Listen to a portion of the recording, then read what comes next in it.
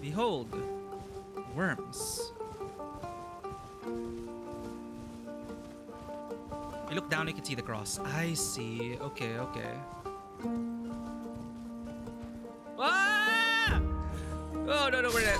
Ah, fuck. I see the cross. Ah, wait, let's loot the guy who was... Yeah, we just interrupted him. This guy was just like, oh, why are you still alive? Why are you still alive? No, no, no, no. Oh my god.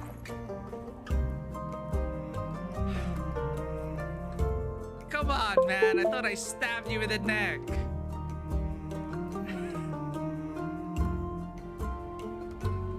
Welcome back, everyone. It's just...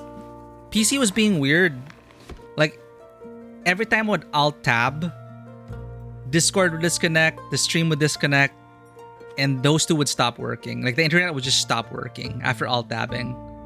It is the weirdest shit. It's been very disruptive lately. But anyway. Fable was just talking about some serious stuff. I just wish I could do more. I understand. How about a drink? That's something I can do for you. Not right now, I think. And Kumo just arrived. Hey, you look... stressed? Stressed? Why? What makes you say that? I'm good. I'm fine. Everything's great. What's wrong? Nothing's wrong. Everything's awesome. If you're saying it like that, something must be terribly wrong. How about a drink? A little help for telling us what's going on? What happened to Melly? Sure.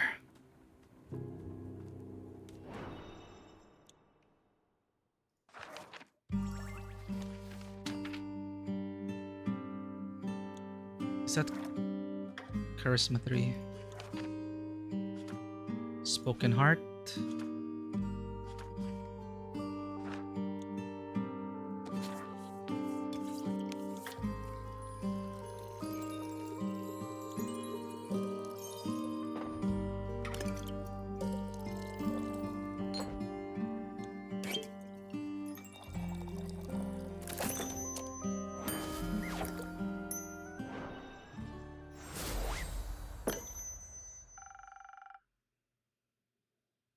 I hope this helps with the word vomit.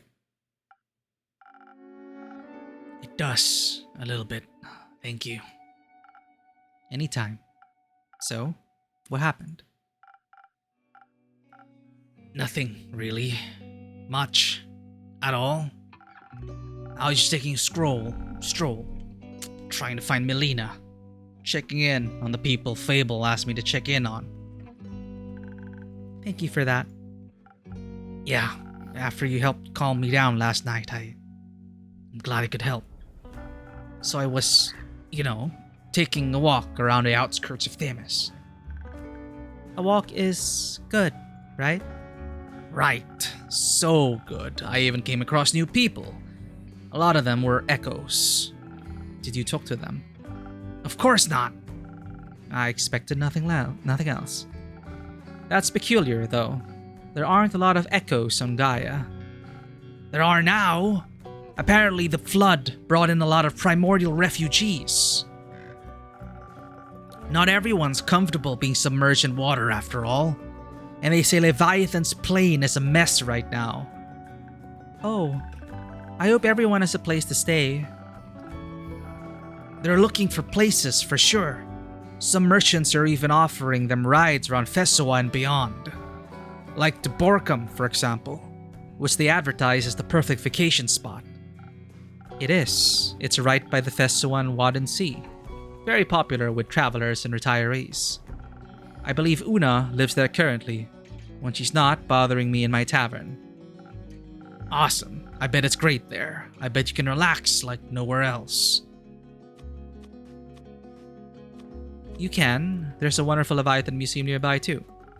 It's half temple, half exhibition. They have beautiful artistic renditions of the great sea serpent in there. And divine, if mediocre, relics out and about. I've heard about that. Didn't the Eye of the Storm go missing decades ago? Did it? Did you take it, Kumo? Be honest. I didn't. I wasn't alive decades ago. Also, I would have stolen more than just one measly relic.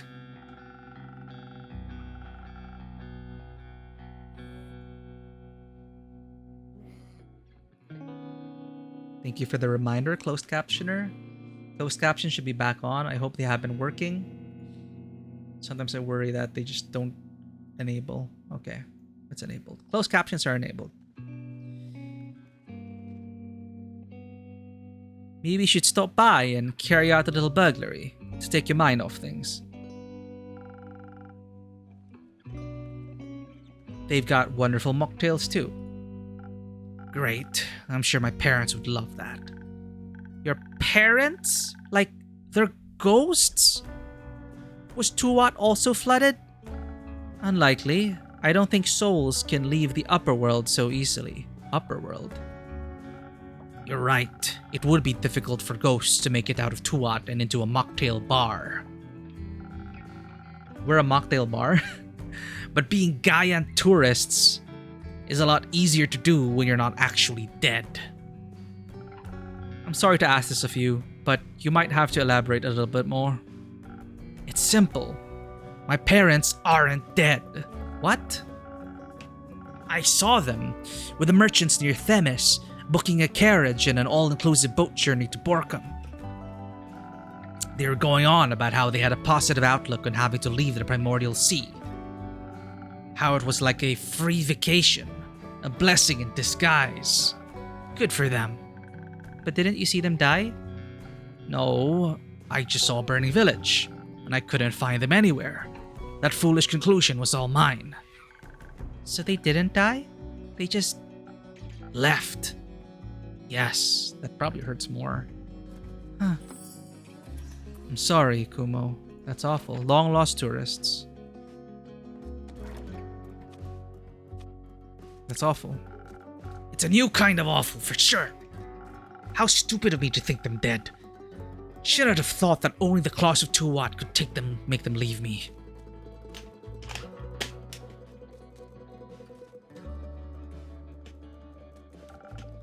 You should have. They're your parents. They should never have abandoned you. Well, they did. Indeed. Or maybe they also thought he was dead. So, what now? I'm not sure. I don't know what to do. Do you want to talk about it? No, not right now. Kumo, maybe... Anyway, have you found Melina yet? Not yet, but Iniko saw her last at the Moon Swamp. What? About 2 days ago. But there's a Twilight Chasm portal there, where the dragon-cursed flood started. Indeed. Did Baya see her? No, she didn't. That's great. That's awesome. That's even better. You said awesome an alarming number of times. Because this is all so awesome. I'll keep looking for her. There's not a lot you can do without leaving your tavern. Except, innkeeper, please, I beg of you, put out a quest to find Melly. Right now, I need to figure out what to do about my parents before they disappear again. I don't know how much time I'll have. She needs to be safe, but I can't go myself. We need to find her. Please, help me find her. I don't exactly have enough information yet, but I'll make sure to find out more and make a quest. And I'll put it up immediately. Thank you. I hope someone will find her. We will, I promise you. I believe you. I have to go and think. Good luck with that. I'll see you soon. Yeah, don't burn down your tavern, I mean. I'll try not to.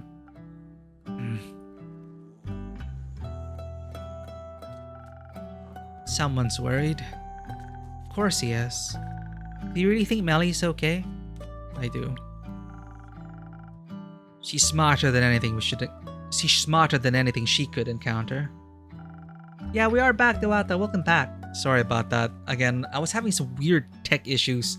Every time I would alt-tab, the internet would die. Something snagged there. I restarted my computer, everything's fine. So weird. It's probably some random interaction between hardware and software. And I just like cannot compute, and I just messed up from there. I trust her to take care of herself. I do too, but still, she's just a child. A very capable child. So Melly is still missing. And Kumo found out that their parents are still alive. Now, whether or not the parents abandoned them or thought they were also dead. Yeah. A child nonetheless.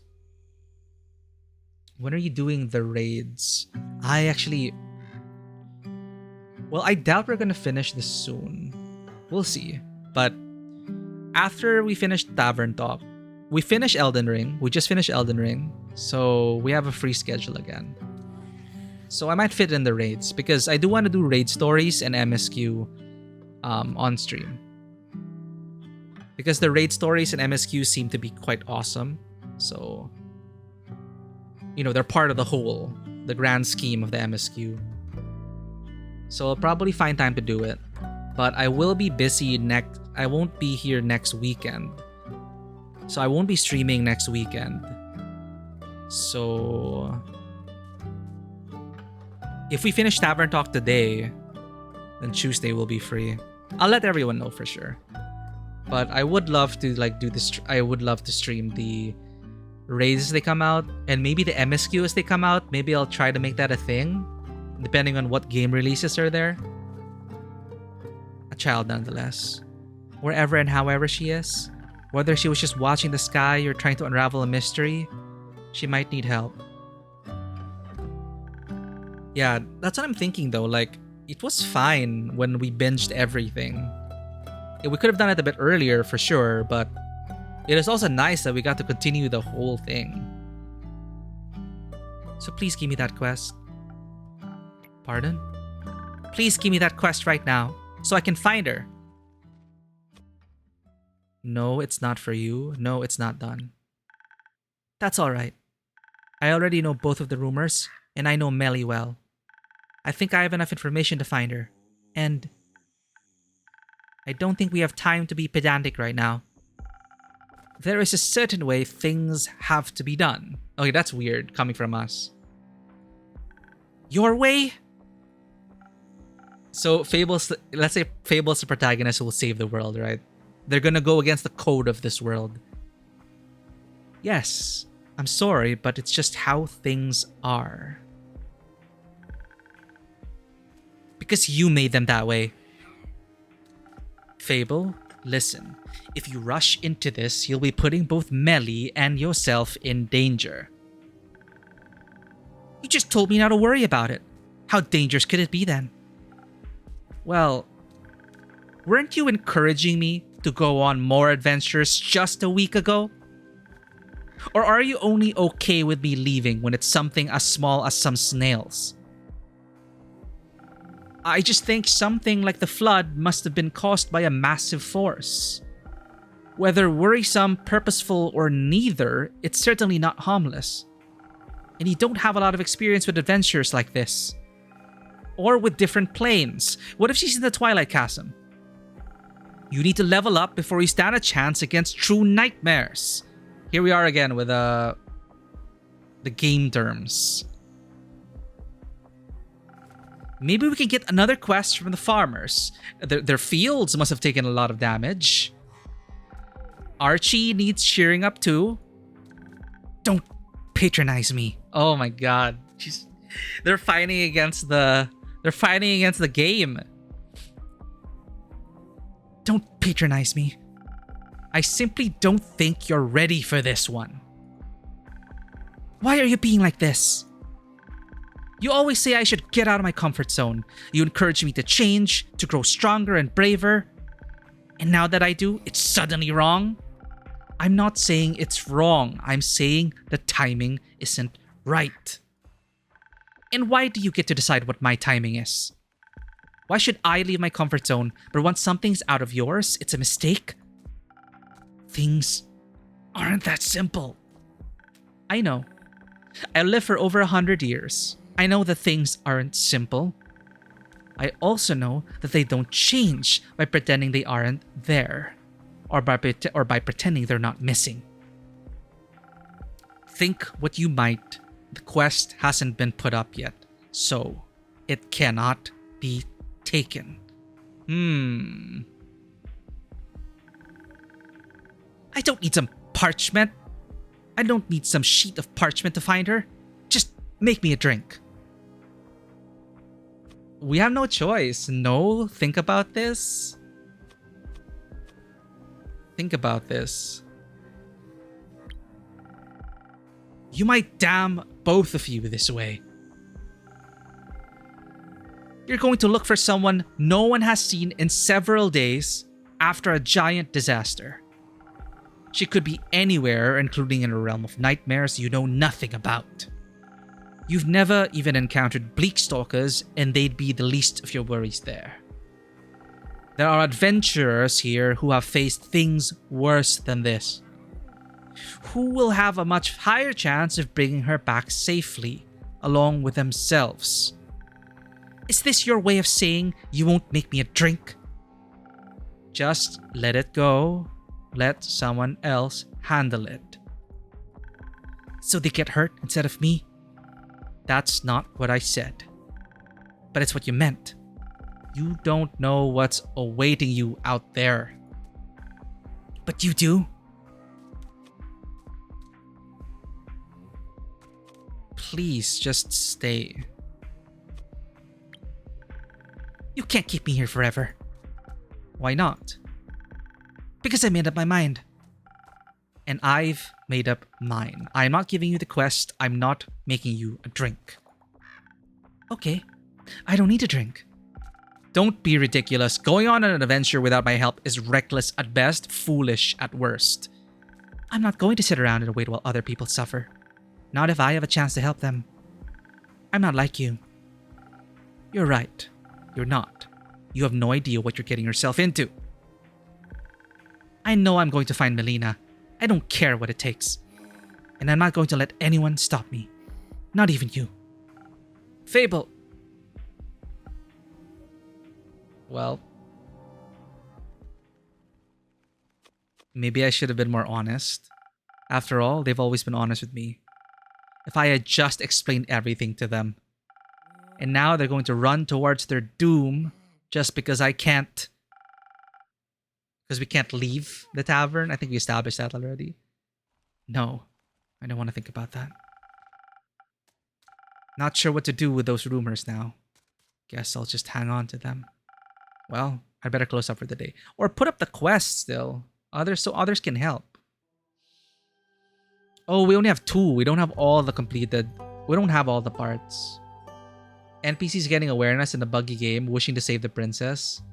Well, plan 1 is that they never give up and live happily after forgetting about Matrix moment. Final choice is that you, as a player, have to choose to go after princess and plan the ending. Devs contact you, in-game lore-wise, asking to choose second one at best. Volker, energy first. If you choose second, you get... Oh, okay. Promised ending. It's cool. Like, we got...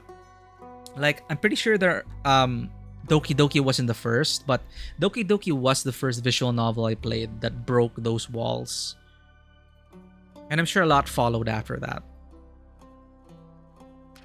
I wonder what's going on in this story, though.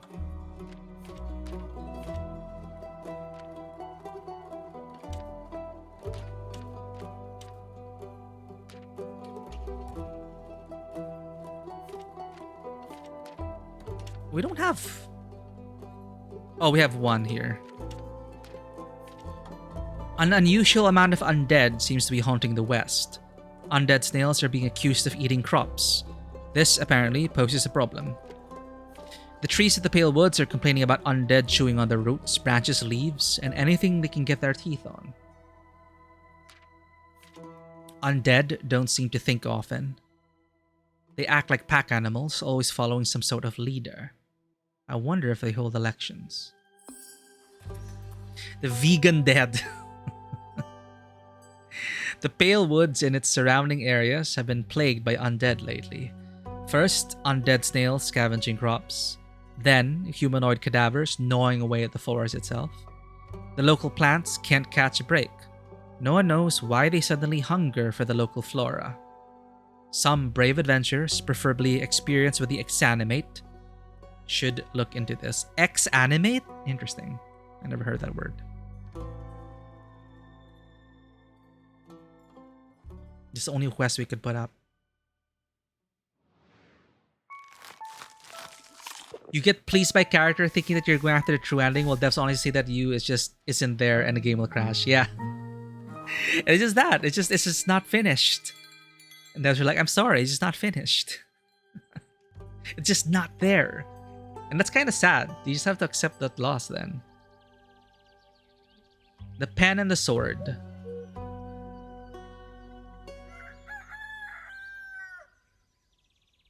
And all these people, they don't know. They have no idea.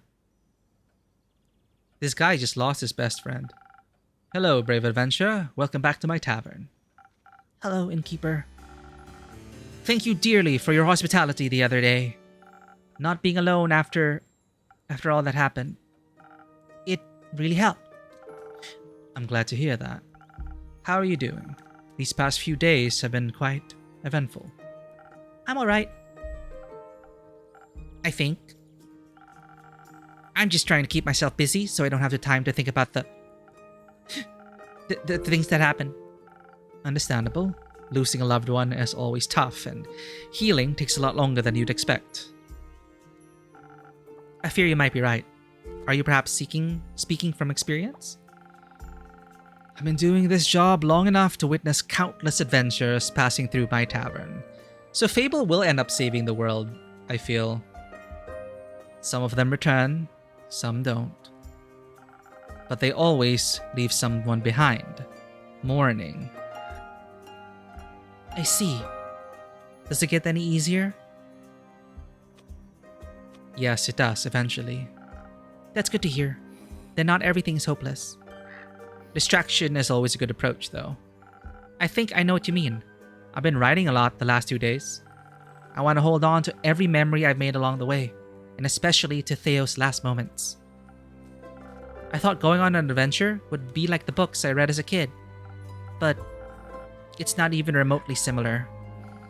Reality is always harsher than the stories portray. I'm sorry, Archie. It's alright. Thank you for your sympathy, but I'll manage. Actually, I've been thinking about switching careers. I think I might be better off at home, just dreaming of these adventures and writing them down, with happy endings and all. I'd like to note the others mentioned how much they loved listening to your stories. And so did Theo. Maybe I should take Ray's advice and really continue my life the way Theo would have wanted for me. It's the safer route for sure, and if it's what you want, then why shouldn't you? On another note, how about a drink to wind down a little? Sure, why not? Any specific wishes? Surprise me with something that'll keep me focused on writing. Something to ward off distracting thoughts. Nothing easier than that. What's that? I don't know what that is. Oh, strength? Really? Oh, defense. Sorry. Frosted Lagoon.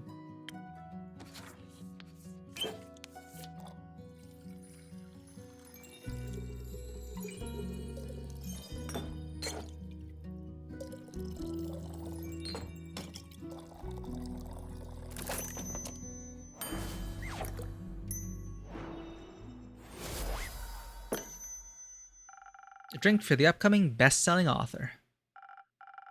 Very sweet of you. Thank you very much. Oh, this tastes absolutely delightful. I can already feel the words aligning, impatiently waiting to be written down. Don't mention it. I'm always happy to help. Speaking of which, have you by any chance heard of Melina, the famous detective? As it happens, I have. You get to know quite a lot of people when you run a tavern, you know. Have you seen her recently? Sadly, not in a while, no. I last saw her at least a week ago, if not 2. How curious that you also know her. Meeting such a well-known detective is a fantastic source of inspiration and exciting stories. I've heard stories of her solving the case of the lost familiars in Zoford. Yes, she solved the case alongside her trusty assistant. Ah, how inspiring. I'd love to tell her tale someday. Maybe I'll combine it with some of the rumors I've heard about this one mysterious place in the southwest of Fessoa. That's very specific. Oh, which one might that be? It's a wizard tower, a magical place full of puzzles, mysteries, and magic. I've heard tales of it harboring hundreds of books containing lost and forbidden knowledge. But that's not all. There are treasures of unfathomable value and magical trinkets as well. Wizard Horde.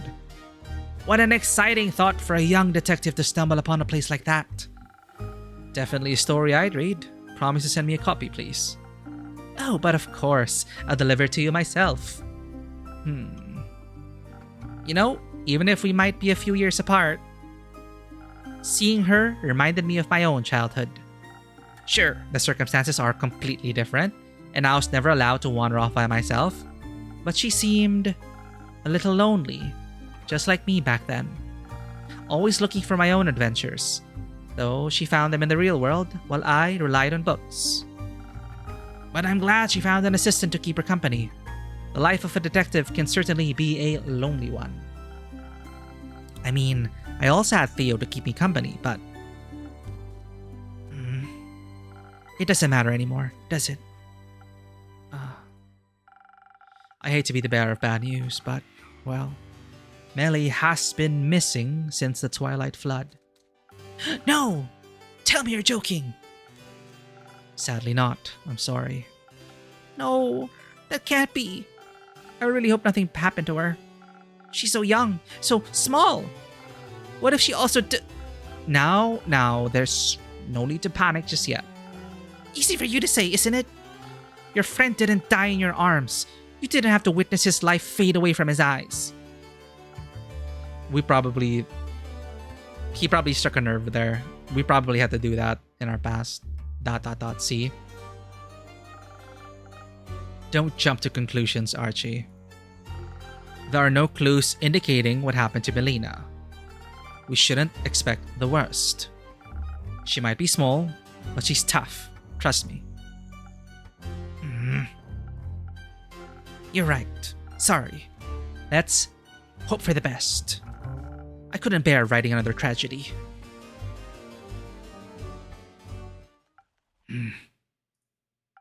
Kumo, it's great to see you.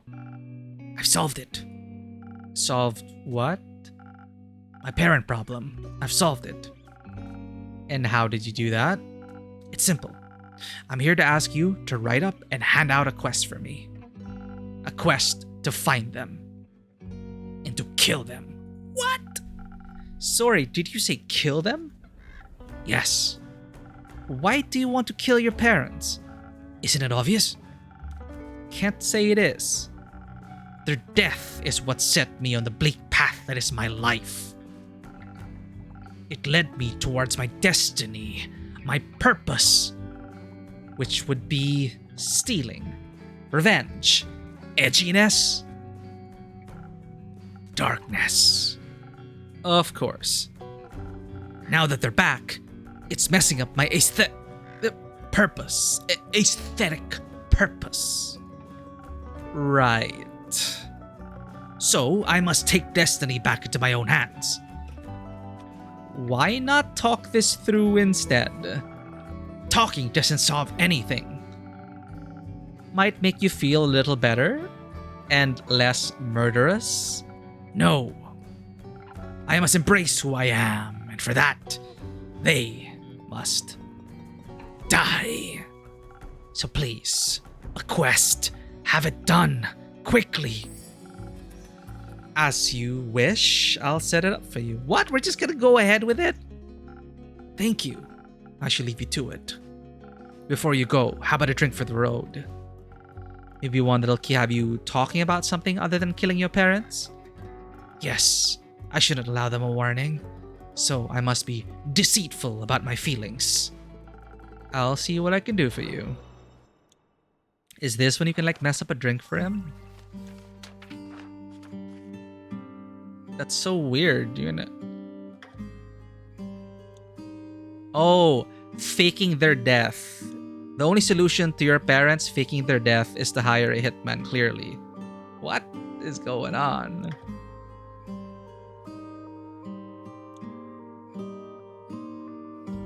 Our rogue's parents were washed ashore by the twilight flood. Once believed dead, the liars were last seen in Borkum. So they came back from the primordial sea has flooded the Twilight Chasm and has ultimately reached Fessoa. Maybe it washed up something interesting, like the dead.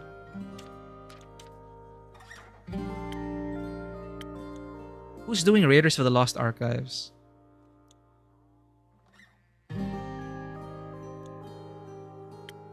Oh, the ominous letter's over here.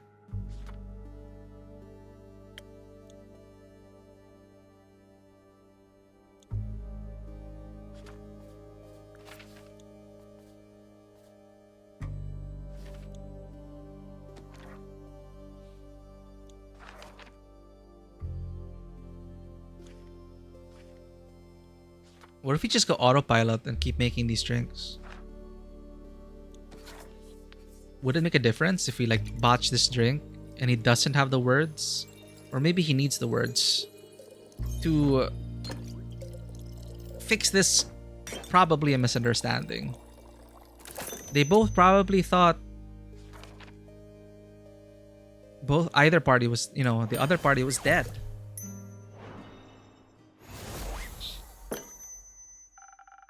Maybe this will help your heart a little. It feels nice. Really warm. Like a hug.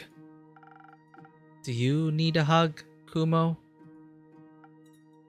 I need to go. Stay safe out there. Sure. And, Kumo? Yes. Have you talked to Fable? Yesterday, yes. They left to find Melly. I see. Good luck with your parents. I don't need luck. I need vengeance. Does he need help? Do you want to help them kill their parents? Pardon me? No, of course not. I meant psychological help. They don't look like they're doing too well, if I might say. He's always quite broody and mysterious. But their parents being alive really threw them off track. You wouldn't think that's a bad thing, really. And now they want to kill them, just because it doesn't fit with the backstory they came up with? Oh no, did their GM do this against their consent? This is the possibility for a happy ending to an otherwise dark story. Please don't tell me you're actually going to set up a quest to assassinate them. I am but a mere innkeeper to this tavern. I'm just following Kumo's wishes. Something shady is really happening. Like, we're now becoming a bad guy. I would have expected you to have a little more backbone. Or moral standards, so to speak. See? Something's going on with us. Especially after everything that's happened and the advice you gave me. What about the people Kumo's actions would leave behind grieving and mourning? Those were your words, right? I tried to stop him, but I don't think I can get them to talk with their parents right now. You heard them. And that's exactly why there's still hope. Wait, I don't think I understand. Kumo won't take on the quest himself. So there'll be someone else that can talk to his parents. That sounds like a really questionable plan, if I may say so. It'll work out, I'm sure of it. Most likely, it won't be a very difficult quest, especially not if you know your way with words. As a nobleman like you would, for example. Oh! Well, I'm still certain this isn't a quest for me, even though I could probably do it. What if the situation actually escalates into violence? I don't know if I could handle that very well. No pressure, I just wanted to make an offer. Do you want a different quest then? Weren't you listening? I don't think I want to be an adventurer anymore. Hearing Kumo just now has amplified my doubts. I never want to have to kill anyone. Being a murderer is not how I envision my life to be. Of course not. But I also don't know in what direction my life is headed from now on. My heart is still so full of grief. This might only be a tale, but there's this place of infinite knowledge. Oh? Are you by any chance talking about the subterranean caves on the plain of Ur? I've read so many stories about them. A hidden yet wondrous place. Though I really doubt a guy immortal like me could even walk there. But I've heard you can get there through the Twilight Chasm. Innkeeper, do you think that's true? There's a portal to Ur somewhere in the Twilight Chasm? Well, maybe. This world is full of wonders after all. We are really like puppet mastering right now. And since the Twilight Realm arose from Ur's dreams, I'd say it isn't completely unlikely. Just think about the caves. Just thinking about the caves makes my heart beat faster and my fingertips itch. Maybe I should write a little story about them. Time to write down some keywords or I might lose my ideas. You know, I don't think you need Ur to lead you. Your heart already knows what it wants to do. Huh? Do you really think so? Yes, it's quite obvious actually. How about you go write down those keywords now? This might already be an upcoming bestseller. Oh, you really are a sweet talker, aren't you? Thank you for your advice. Goodbye, innkeeper. Until next time, Archie. What are we doing? We're like pushing him to find a twilight portal to Ur, and if Ur awakens... Oh, what quest did you get? Good evening, Carolyn. Evening. Has boredom already caught up with you again? It's always on my tail. Guessing this quest is still free. Not for much longer, it seems. Haven't had enough of the undead yet. I've had enough of losing to him. I want a rematch. There's no rematch for what happened. I know, but I won't let anyone else lose more people to him. I thought you'd be looking for Melly instead. Can't say I'm not worried about the little gal. But Fable is already on it. I trust him. And I trust Melly too. To come back, I mean. She promised me we'd see each other again soon. I'm learning to believe in people's words. You should too. Words are empty, actions are loud. I do, but trust is a scary thing. Everything's scary if Fable's to be believed. You did it! Jumpas, congratulations, Dawata! How is the view from up there? Congratulations, you did it!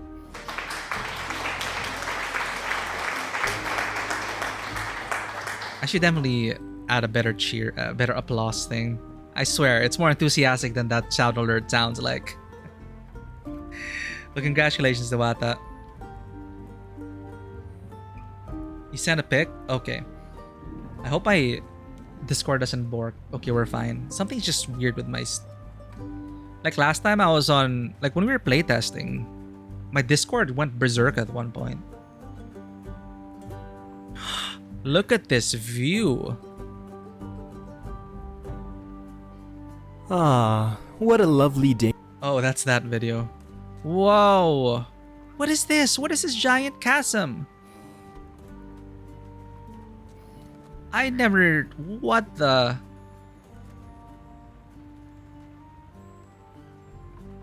That is high up. This is like even higher up than... You can you only see this chasm from here? I never noticed it. Maybe it's like FF16, like an icon, a god. They clashed and then giant hole in the world. But congratulations about it. This is a great view. This is like even higher up, I think, than Shirogane. They're already putting that draw distance to use. Now ponder the mysteries and reflect.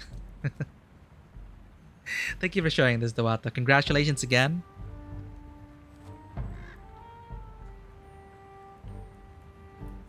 I wish things were going as well here, but we got Melly missing. We got Fable angry. We got us, the innkeeper, being withholding information for whatever reason. And we're pushing Archie to investigate worse domain. Anyway, everything's scary if Fable is to be believed. Might as well pick the fun horrors to commit to. Like the undead. Exactly. I also gotta check up on my cousin. Those undead snails are sounding a lot more concerning right now. At least they're even slower than the regular undead. Very common, thanks. Wanna take Archie along again? He might be the calming presence you're seeking. Under no circumstances. What if you get bored? He has very good stories to tell. Shut up. How will we talk about what drink you want then? I haven't seen you in a while. Well, dearie me, my dearest acquaintances. Innkeeper, Dame Carolyn, you both look radiant today. What are we radiating? I shan't say, as it would be too rude. How polite of you. How are you doing, Scully? Just wonderful. Today I had the most delightful tea party with Sir Alphonse and Lady Frostgrip. Alphonse and I were able to learn so much about the times we've missed thanks to the young blacksmith prodigy. This world truly is an exciting and beautiful one. And by tomorrow, the vampire will have forgotten all about it. But that merely means he'll get to remember again. How marvelous. The endless pursuit of learning is a wonder in and of itself.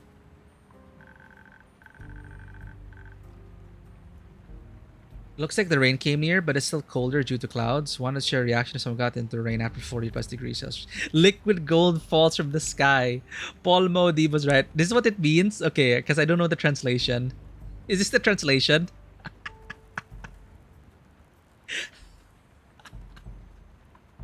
Oh my god.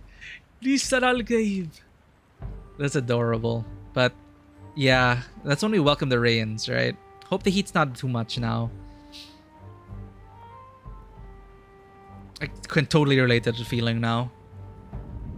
Oh, I missed that. Dune 2 was such a wild ride. Reading that just made me thirsty. Speaking of learning, if you'd allow me, I'd like to learn how you are doing on this fine day of ours, Dame Carolyn. You do look a little spent, and I would hate to be intruding on your space. Just exhausted by all these people and their constant talking. You're good though, ain't your fault. I understand the social aspects of life can be exhausting as they come with so many rules and obstacles one must traverse. But throughout this overwhelming obstacle course of mortal interactions, we can find many magnificent treasures. And all of them make these efforts worthwhile. Like quests. I was thinking about friends, but quests too. Are you heading out on one? Yeah. What's its cost? An unusual amount of undead creatures are haunting Festoa lately, especially near the Pale Woods. Carolyn is going to check on that. An undead gathering in the Pale Woods? But why so? Is there a convention, perhaps? No, it sounds more like the violent type of crowd. Unfortunate. It does seem that this sentiment is common among my compatriots. Sense and sensibilities are often lost when you are ripped from the afterlife without your soul attached to your body. You don't have a soul. You've got a lot of personality for that to be true. That is very kind of you to say, but I'm afraid I am a mere fragment of my former self. Maybe you'll find your way back to yourself one day, but it's also an opportunity to find a new self then. What a sweet promise. Still, it is strange to have everything you once were forgotten. How can you be forgotten? How can you be forgotten when you're here? We will remember you as you are now, as I'm sure people did for your former self. I hope I shall grow into a pleasant memory then, as well as a pleasant presence. You already are. That makes my non-present soul very happy to hear. Dame Carolyn, would you mind me tugging along on your quest? It sounds like a haven of fascinating research, and I've not been able to indulge in that pastime for a long while. Sure, come along. A skeleton should be of great help in wiping out a bunch of undead. Wiping out? By no means should that be our approach. We should study them, or better yet, strike up a civilized conversation. With enough charisma, I'm certain we can remind them of their mortal consciences. Don't be ridiculous, they'll rip us apart. We can simply ask the innkeeper for some additional defense in case they need some initial convincing. I could offer you some frost armor to go along with it. A few frozen pine cones here and there, and you'll have a little more of a buffer if your words don't take hold. Excellent idea. Or we just fight them, smash their bones together until they stop moving. No offense, Scully. None taken, though I believe the cleverer approach would be to rely on speed. Unawakened undead are rather slow, so we should embrace this possible advantage. Dexterity then, and defense. You were right on track with that one. I suggest adding some of a Morganite lotus flower to this combination. Much like citron, it will bless your weapon strikes and lend you some of the power of the great dragons. The undead are incredibly vulnerable to holy attacks. Indeed we are. The power of the dragons is a difficult one to harness. I'm impressed by your capabilities, Innkeeper. I think your delight should be aimed towards the magical ingredients. To dilute them in such a way is quite a skill in itself, as is choosing our approach to this. We should leave this up to her, correct? Yeah, you figured it out, Innkeeper. Some additional defense is a given, but what should we focus on? Charisma or dexterity? And don't forget those wonderful infusions of yours. I would never. Okay, that's a lot. I don't know what to choose.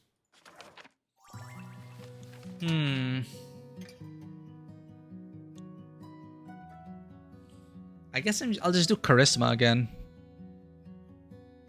Like, it didn't work out for them last time for the undead, but maybe that's what they want us to think. So they didn't go on defense and like kill them or whatever. But so dexterity or charisma? Let's go with charisma. Since he has Scully along, maybe Scully can talk to the undead and figure out what's going on. Like, why are they gnawing on plants? They must be different kind of undead. Infusion with frost. That's shield.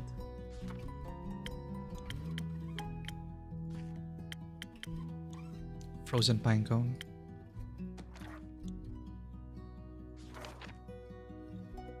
Let's put the frozen pine cone. Oop. We want 1 defense, 3 charisma. What drinks do we have that can do that? Once. You feel the relief finishing 1 jump puzzle in the main city? And again, congratulations, Dawata. Get yourself a treat. You earned it. Treat yourself. Jumping puzzles are no joke. They're difficult. There's probably more around the different cities. I'm pretty sure there's one. There's most likely one in Cyberpunk Land.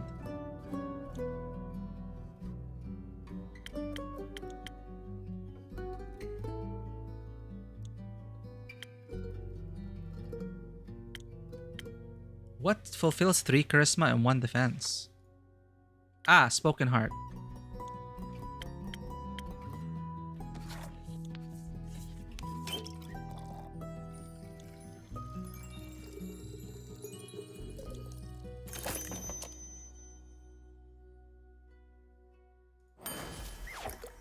I hope this works. I would like to think that not all of these souls or bodies are fully lost. If you can save even one of them, it will be worth it. I couldn't agree more. Thank you for your faith in us, innkeeper. Ugh, I guess I'll give them a chance, but if they start gnawing on your bones, I won't hold back. I'm counting on it. Come on, let us make some new friends. Enjoy your travels, your conversations, and your battles.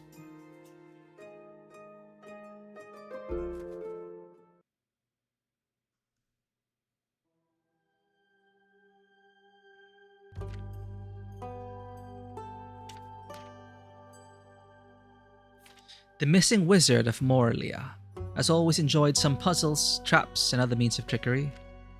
A wizard from the Majocracy has abandoned his tower. The wizard's location is unknown, but he seems to be gone for good. Allegedly, the wizard tower is full of loot, magical junk, and banned scrolls. A hoard any wizard could be proud of if he was still there. Mission magically possible. The Wizard of Morlia has abandoned his tower on, well, Morlia, a small island near Niverdorf and Dalwell. As is custom for a wizard's tower, it's said to be full of alluring treasures, gold, magic items, forbidden knowledge and spells, anything your looting heart desires. But be warned, the wizard is known to have loved puzzles, mischief, and contraptions, so don't forget to check for traps. We have another one.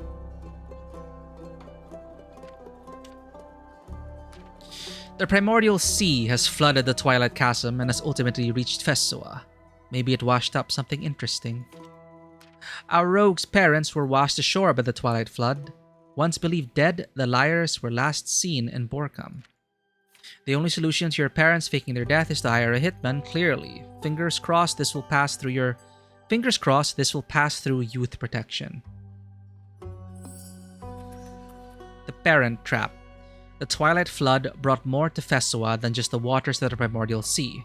In particular, two long-lost air echoes who had faked their own death and abandoned their only child.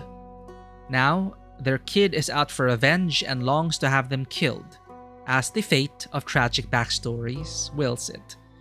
These renegade parents were last seen in Borkham near the Wadden Sea, so any bounty hunter should probably start there. Is there a way we could have changed that? Like, to talk to those parents? Figure out what the hell happened?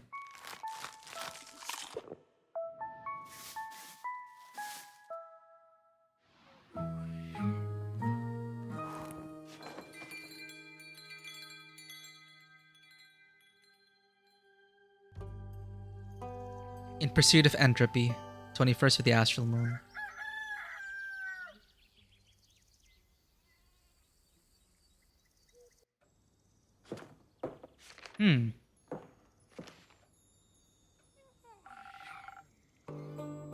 You know, your quests are getting weirder by the day. I mean, no one's forcing you to take that one. Unless you have one on Basilisk Swamps waiting in the back. I think I'm good with this one. No basilisks, I'm afraid. Eager to kill some parental figures? You know it. Speaking of family, you haven't brought your sister by in a while. How is she? I don't know. We no longer speak. Oh, I didn't know that. You two were unbeatable when it came to bar fights. Yeah, I love her, but she's become a little too much like our parents. So I need to love her from afar. Or I wouldn't be loving myself very much. I'm sorry to hear that. Cutting her off must have hurt a lot. Must still hurt a lot. I'll come to terms with it. Came out stronger in the end. That's all I could do. Maybe, but the wounds stay, don't they? People wound you. That's what they do. They can also heal you. Ha! That's a false sense of security.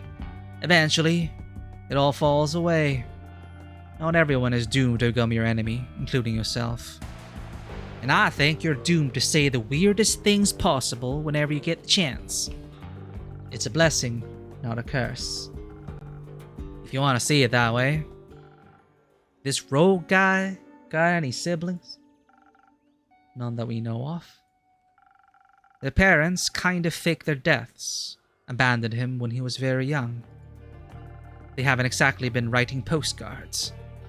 I guess no one would handle that very well. What do you think about the whole killing them measure? Adds up to me. It does? Yeah. Not like they ever face any real consequences for being shitty. Always falls on the kids, doesn't it? And you think being murdered is an appropriate consequence. It's not about what I think. I'm just taking the job. Right. But I was thinking, think less. Or rather, think about what you're going to make for me instead. So you're not even hesitating. I'm a bounty hunter, innkeeper. Of monsters, I assumed. Not all monsters look unlike us. Geralt, where are you? I thought you don't do charity. I don't. I expect a hefty payment by the end of this. That thief must have some jewels stored away somewhere, right? I see. So, drinks. Drinks, of course. Murder. How would you like to approach it? With a lot of force. Don't know how strong they are, but they need to be stronger. Maybe some defense in the mix would be good too. If their attack patterns turn out to be more complex than you thought. Attack patterns. It seems like you do listen to me sometimes. Your stories of fighting mirages and three-headed antelopes are far too compelling to forget. I'd hope so. You still got any of those frozen pancos lying around? The ones you gave me for the mountain mimic. If those deadbeats picked up on some primordial magic, I could use some elemental protection. Clever as always, Jade. Obviously. Plus, that forest armor is pretty cool. Luckily for you and your coolness factor. No. You and your health. I got a big shipment of them in last month. Cool. I'll take some of those then. They're not contending with another approach? No. Unless... I guess there's another way.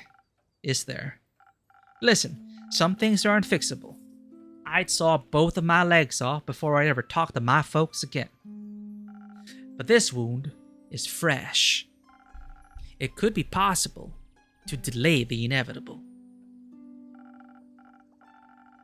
I could convince him to leave, scare them off, banish them somewhere where they can't hurt him. That way he can find them later, if he ever changes his mind. Maybe this rift isn't completely irreparable after all. It sounds like you're asking for some charisma and some speed. Should hurry up before he does anything drastic himself. Yep, some dexterity might help too.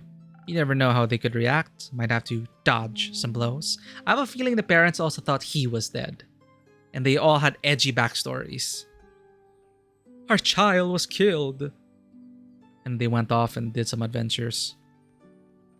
Ha! Might have to. You got any of that inspiration garbage lying around?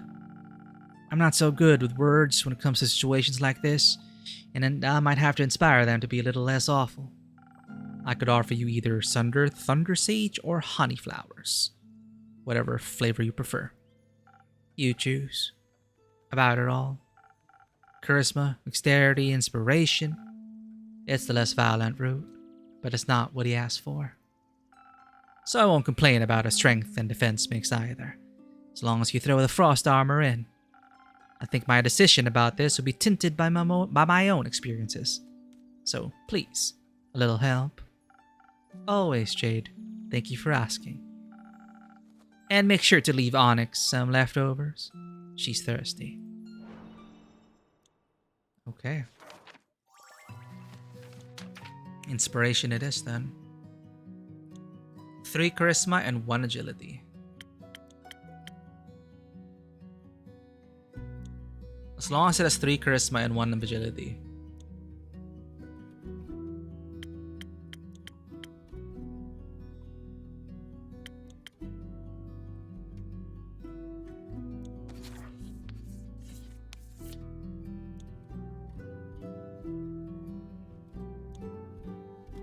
What did they say? Honey or... Oh, the tower's over here. Morelia.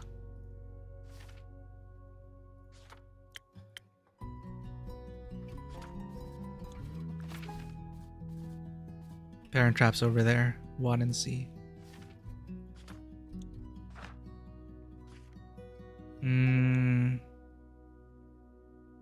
Ignis. Oh, it's over here. Honeyflower, inspiration. -2 defense. You don't need strength anyway. Fine.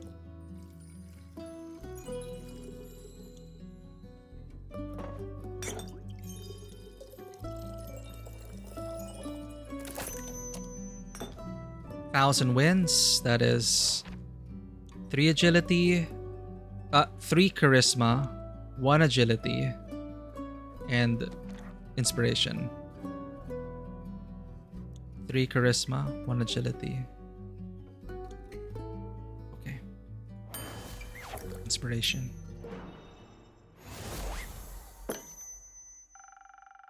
Maybe this cost isn't as lost as we think it is. If they can't be reasoned with, I can always trick them and kill them that way, yes. But I guess I'll try talking first. Let's hope this is the right choice. Don't you trust me? You wish. Don't forget to fill me in on your success. If I have any charisma left in me, you'll be sure to hear all about it.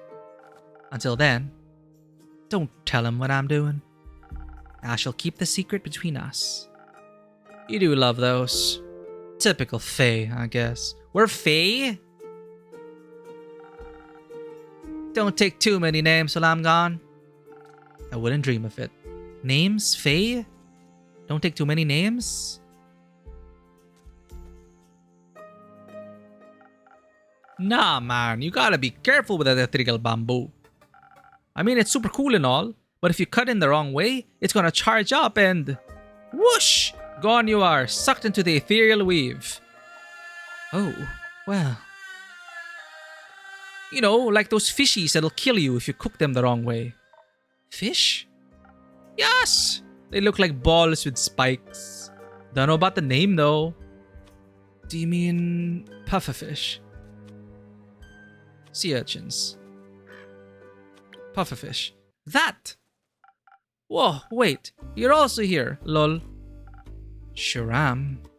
You're looking fire. Nice trip. Oh. Thank you, Nico. Nico, can we stay on topic, please? Topic? Right. So, I heard any type of vibration can trigger a small rift. It's like disturbing a sleeping dragon. Wrong move and the world's faltering and whatnot. So, you're saying if I use my bow the wrong way, I could open a rift and be lost in the ethereal weave. Bet would suck big time, but alas. Though, can't be entirely sure. I mean, what's the fun in knowing everything for sure? Don't be basic. Embrace the chaos. As long as you don't play any wrong notes, you should be fine. Nothing easier than that, especially under pressure. Especially then, I'm sure. Then you have nothing to worry about, friend. Might even come in handy one day. The person who made your instrument must have had it at least. Might even come in handy one day. The person who made your instrument must have had at least. At last. At least. Like, one thought about making it like that. They did. Many thoughts, actually. Oh, taking a quest. Good mythical morning, innkeeper. I know, theoretically it's early afternoon, but who cares? Good theoretical morning, Hex.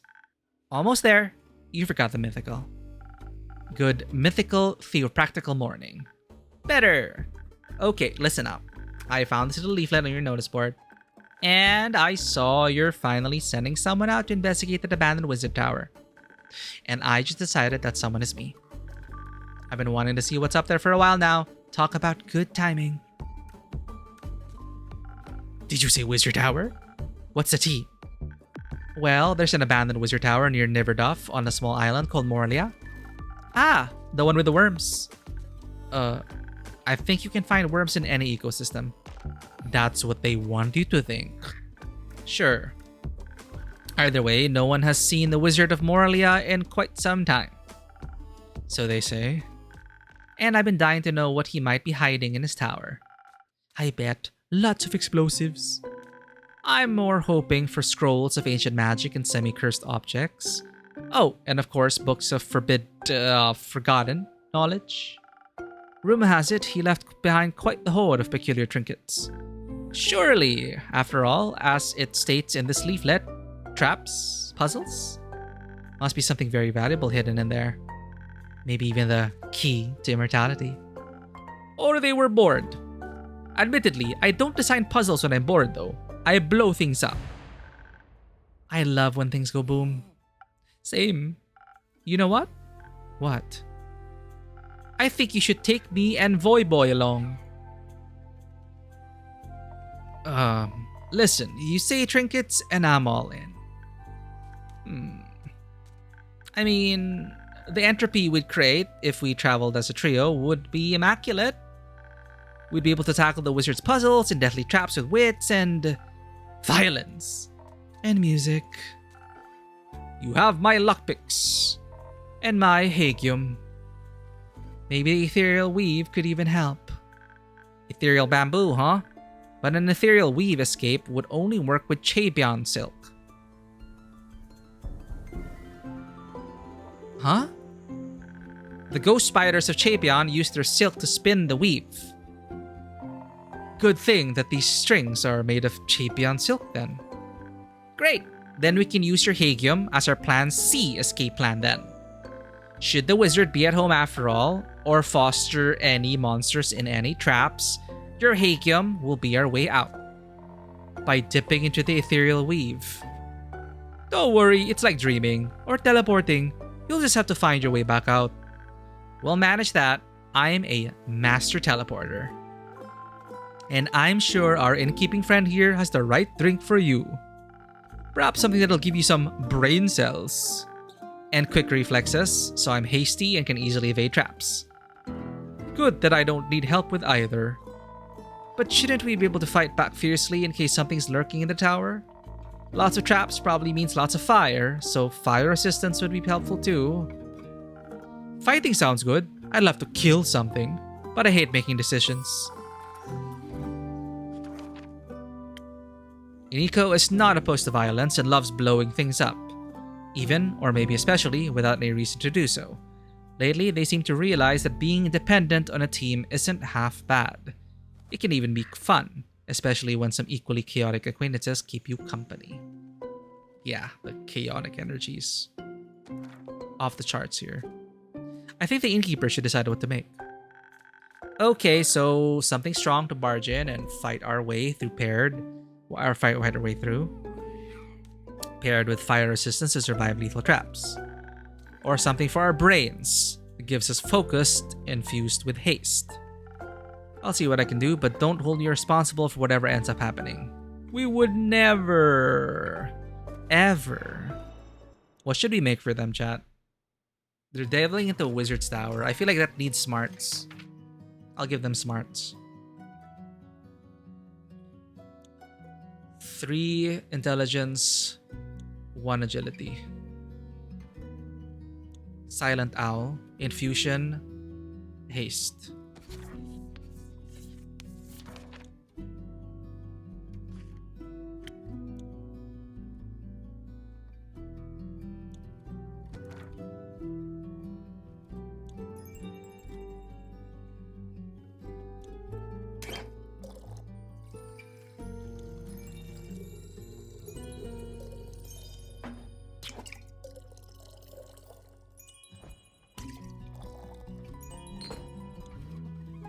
Do we not get anything? Wait. Oh, we messed up.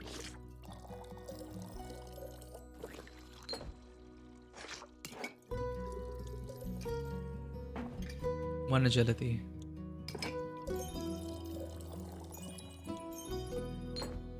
Get rid of 1. Gonna put in that in. Silent Owl. Haste with 3 intelligence and 1 agility. 3 intelligence, 1 agility, haste.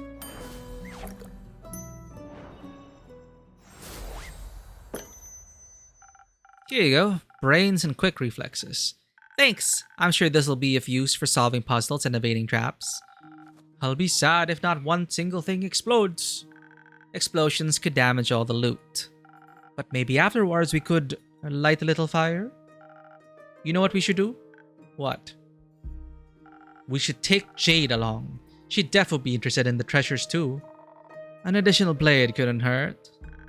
Any idea where we can find her and keep? I'm afraid she's already on a quest, so probably nowhere nearby.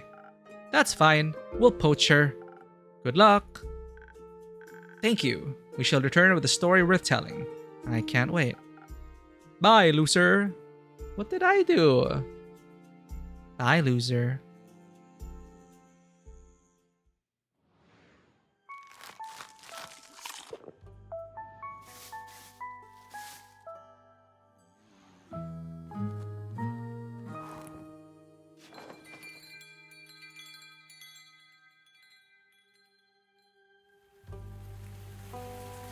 A well-deserved break, 25th of the astral moon.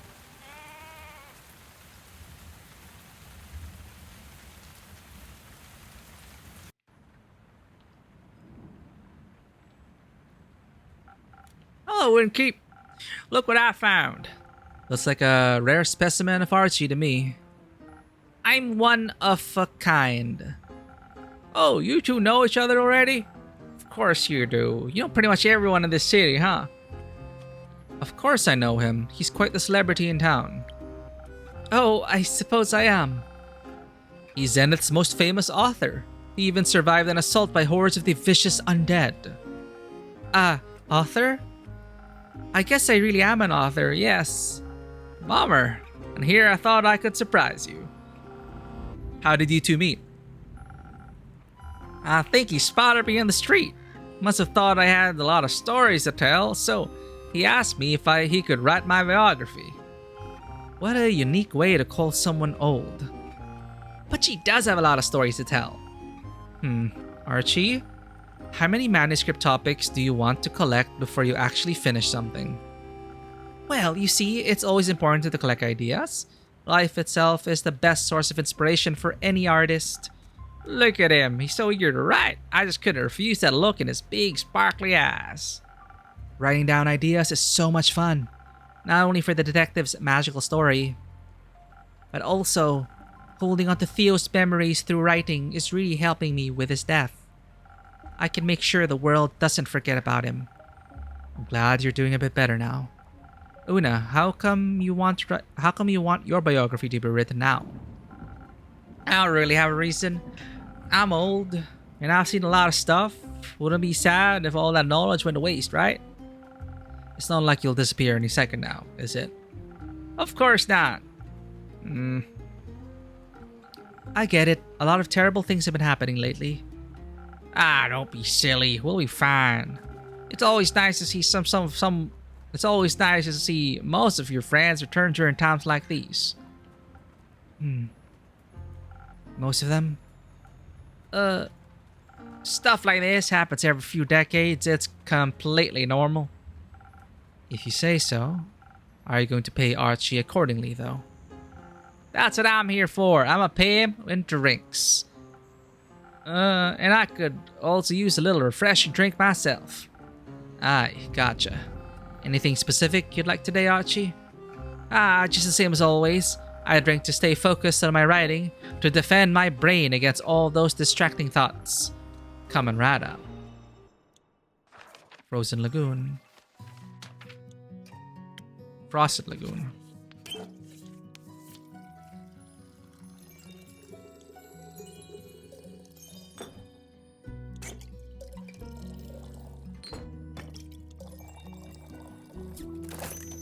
Ding.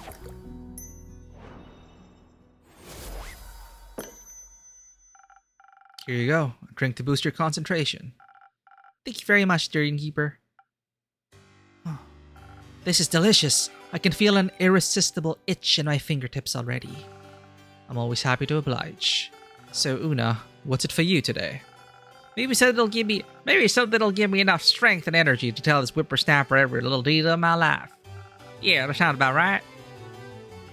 Alright, give me a quick second and I'll be back with your drink. Strength 3.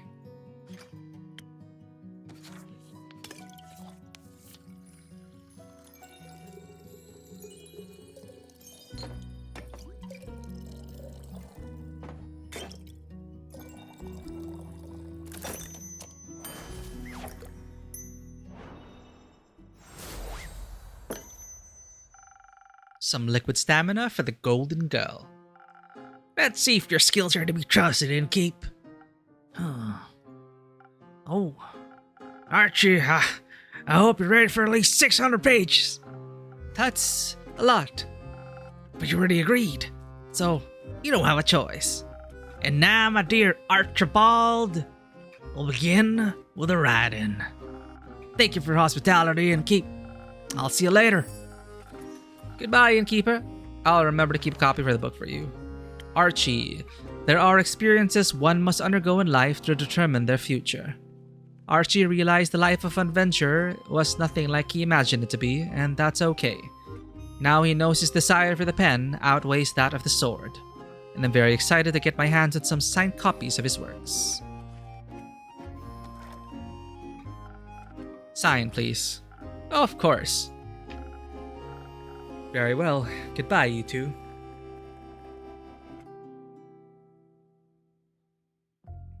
Oh, is this another cameo? Finally, my service beast and I have returned. Yeah, she looks too real to be a character here. And she's not in the compendium.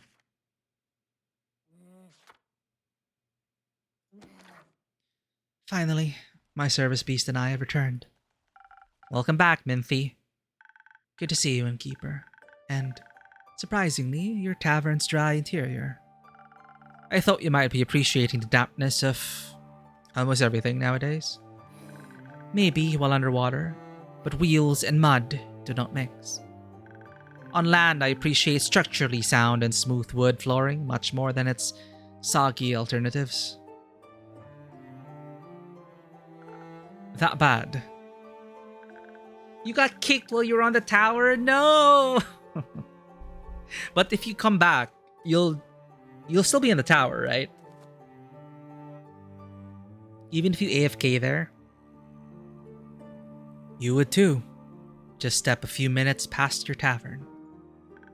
Then you might get an idea of the things jammed in my spokes and smushed between Casket and Kane's toes. I'll pass. And besides, stories from my patrons are much more enjoyable. Speaking of, how did the pearl hunt go? Honestly, it wasn't all too eventful. But before I go on, I could do with one of your drinks, innkeeper. Something to keep my mind clear of any irrelevant distractions for the journey back. Let me see what I can do. Who is this Minthy? In the real world, I mean.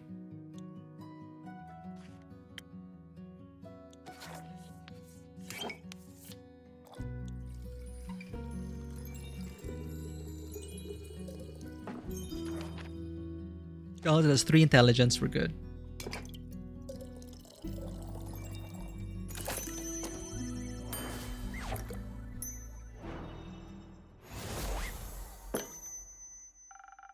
May this inspire boundless creativity.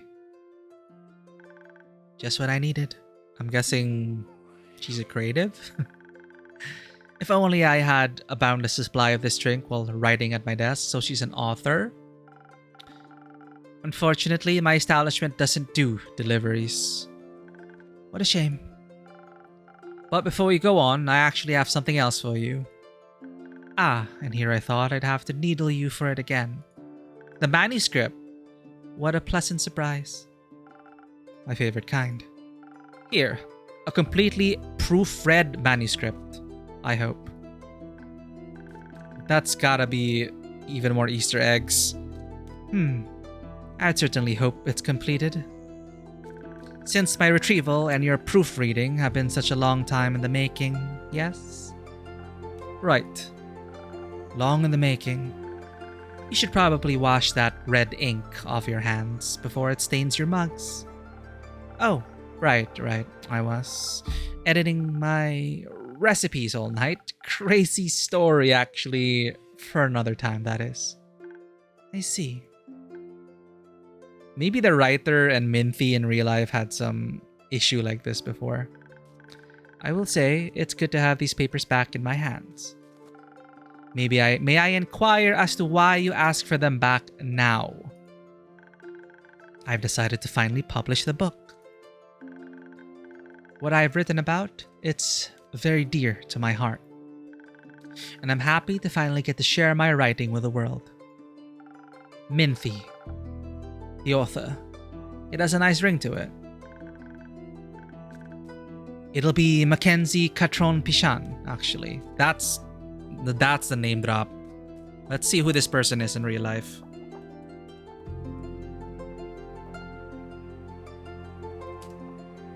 Here we go. Mackenzie Catron Pichan. Instagram, she, her. Award-winning disabled young adult fantasy author. She wrote A Daughter of the Trolls, A Goblin of the Glade, and Recipes and Regalings. There's a business email if you want to get in touch with her. I'm a wheelchair-bound, autistic, published young adult fantasy author of the Numina Parable series. I've been an Arizona resident for over 2 decades and live with my doggy soulmate and service beast Grim. I'm also a full-time creative makeup artist and alternative model fighting against disability stigmas, one creation at a time. When I'm not spending my anxious days writing novels or taking photos in my studio, you can find me on Instagram sharing my art. So that is this cameo. Minthy is Mackenzie Catron Pichan. I feel like I saw one of her novels before. I probably saw the cover of the troll book. A Daughter of the Trolls. I think I saw that on the shelves.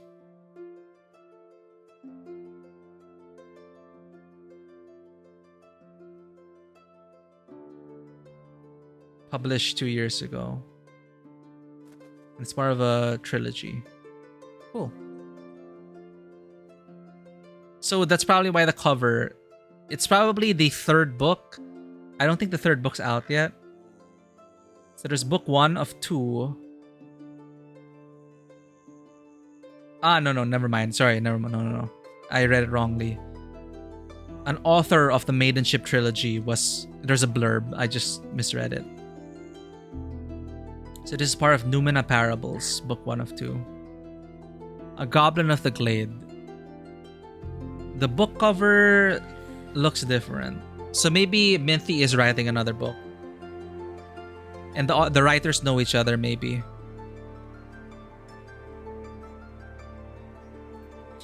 It'll be Mackenzie Catron Pichan, actually.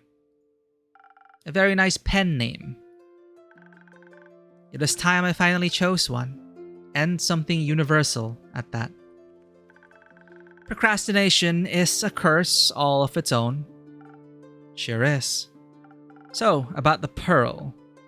Or pearls? Protection pearls. Like I said, it wasn't too eventful. I had tea with the Banshee of the Lonesome Lagoon, and she traded me the pearls for objects of her desire. Mostly, I promised her a signed copy of the book. Good for her. You know, I've been meaning to ask, if I may. What do you need the pearls for, exactly? I know you're often looking for them, but I was never quite sure why. Well, I'm sure you remember the curse I was bestowed with. Yes, the cursed parasitic rings that amplify your magic to a painful degree. Exactly those. They cause quite a lot of issues for me in my body. Sometimes it feels like the magic is eating away at me, slowly feasting on my organs and nerves. It's tearing me apart from the inside out as it gradually takes my health and life. Oof. The protection pearls help me keep the mana in check. They bring it down to manageable levels. It helps the pain a lot. So you're saying you turn the pulse into a drink. Wonderful to see that's still your first solution to everything. Yes, on occasion. Mostly, I grind them into ink for my tattoos. They're very versatile little beauties. I'm happy you could find some then. Now that I think about it, care to share? I'm sure they'd be great for my drinks. Not so fast. For most people, they just amplify mana to ridiculous and dangerous degrees. And I don't want to be held responsible for the chaos your patrons could cause. However, maybe I can offer you something less extreme, but still energizing. Here. Cursed coffee? Is this your infamous coffee recipe? After all these years, you finally trust me with it. It's time. I think you can finally make it without poisoning someone. I'll do my best. Thank you, Minthy. Perhaps it'll also help you keep your promises in time? Anyhow, I think we're due to take our leave. Need to make some ink? Something like that. Plus, I promised Casket and Kane we'd check if any primordial tennis balls got washed up by the flood. Baya might be able to make you some moss balls. I think I might have seen some in the bushes. Baya might be able to make you some moss balls. What a perfect excuse to catch up with her. Is she around? More frequently, recently, it's nice. A miracle she still comes around after you exercised her favorite bog body. We were young and inexperienced. It happens. Wait, what? More lore? After you exercised her favorite bog body?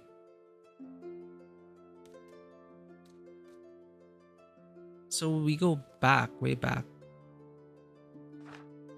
With Baya.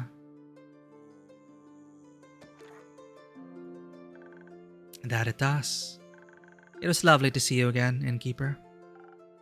Likewise, best of luck on your journey, and don't forget to send me a copy of that book. If you promise not to forget about its existence this time. I'll do my very best. I know you will, friend. I know you will. The writers probably had some... probably happened to them in real life.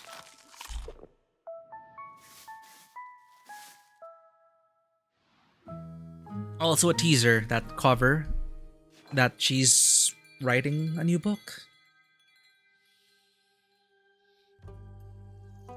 Remnants.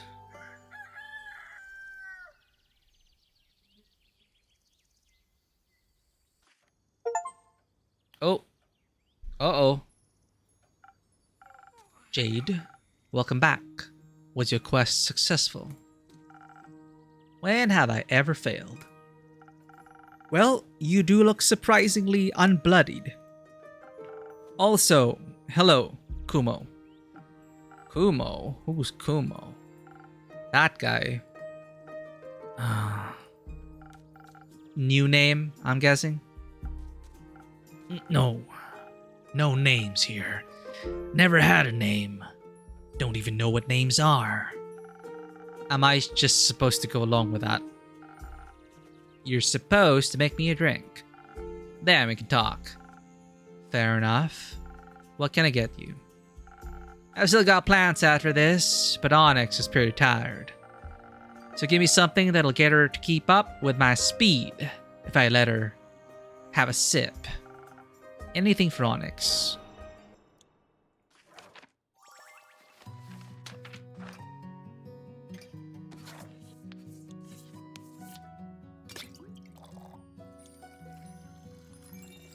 These are just the simplest drinks to make.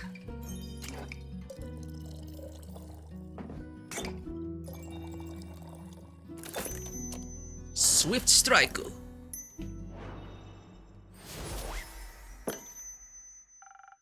A drink for Onyx and you, but mostly Onyx.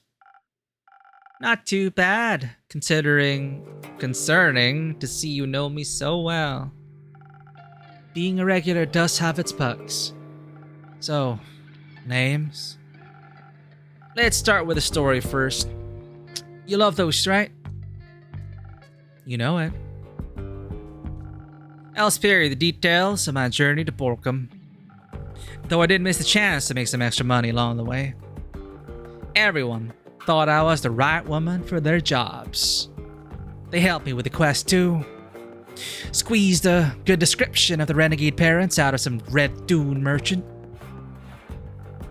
who was in a deep dispute with the blue-crowned elephant.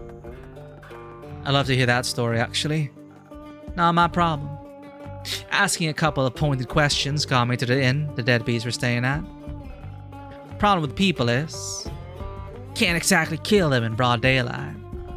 With monsters, you'd be thanked for doing so. But with people, you've got to be patient. So I did what anyone would have done in my situation. I posed as a tour guide. And they believed you. Sure did. Ineko was right. Your drinks are great for pulling scams. Happy to hear that. I offered them a tour of the nearby Wadden Sea and led them to an area I knew was shunned by actual tour guides because of the unpredictable tides. Gave them a spiel about how a battle of the Order of Starlight took place there, yada yada yada. Pretty soon, their eyes were glued to some starfish playing in the mud. It was the perfect opportunity to get it over with quickly. Obviously, I wasn't going to kill them just then. They needed a chance to run. But I had to scare them first. I raised my spear right up above my head and was about to go for a warning strike when I heard this zinging sound. I deflected the knife that was flung my way at the last second, and it shattered against the ground. All three of us turned and saw this cloaked echo reaching for another knife. He had his hood pulled up, knives and daggers strapped all over his body. Even the air seemed to go darker around him. Looked like a real Shadowbane. I trained under them. Impressive. Those deadbeats thought I was protecting them from him. Should have seen the look on their faces when I said I was there to kill them. I turned back, wanting to refocus on my warning strike, when I was interrupted by a simple stop. It was said in this deep, raspy, incredibly fake voice that sounded like some sort of proper degenerate. Now we know how Kumo sounds like. A deep, raspy, incredibly fake voice that sounded like some sort of proper degenerate. Probably when they're off questing. He puts on the Batman voice. Likely the two bums thought we were fighting about who'd get to kill them. Their approach to such a situation was to immediately try and bribe us. I told them to shut it. They asked me what I wanted, then, if it wasn't money or words.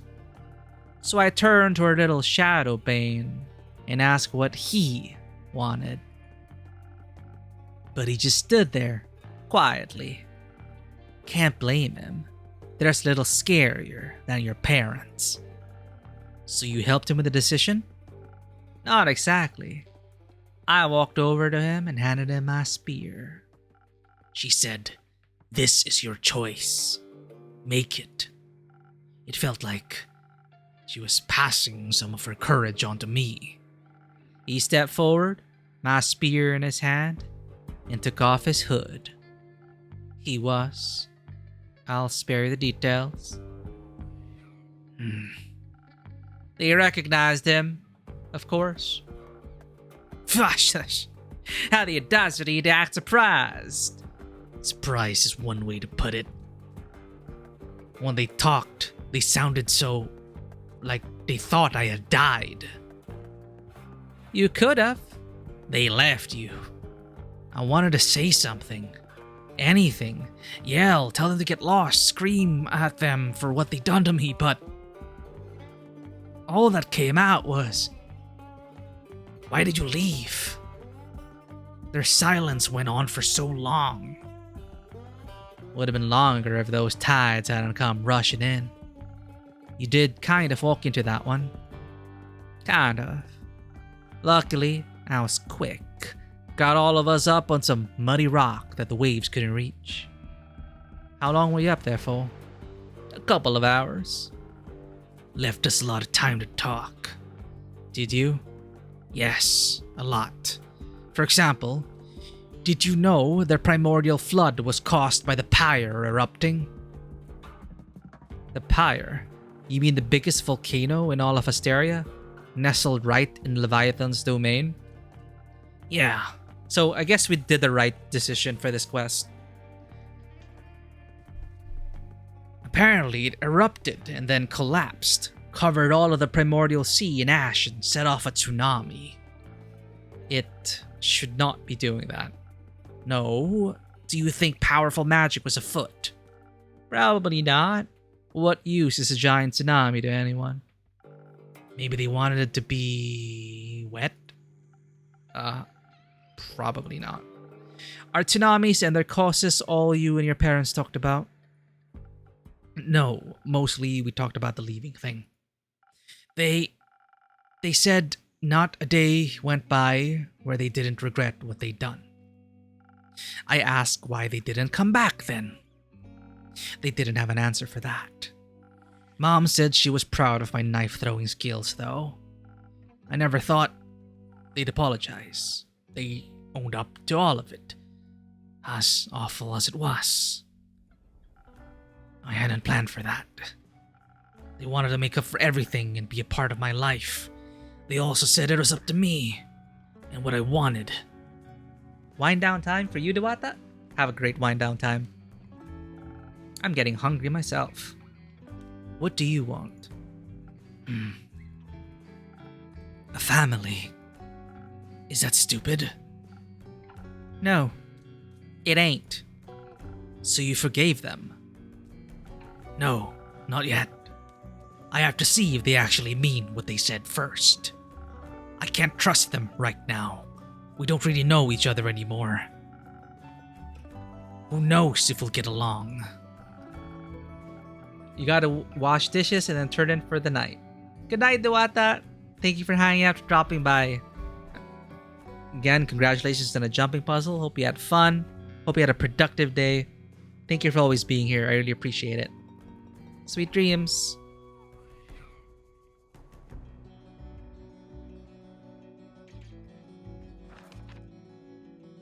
But they did say they want to get to know me, and I think I might like that too.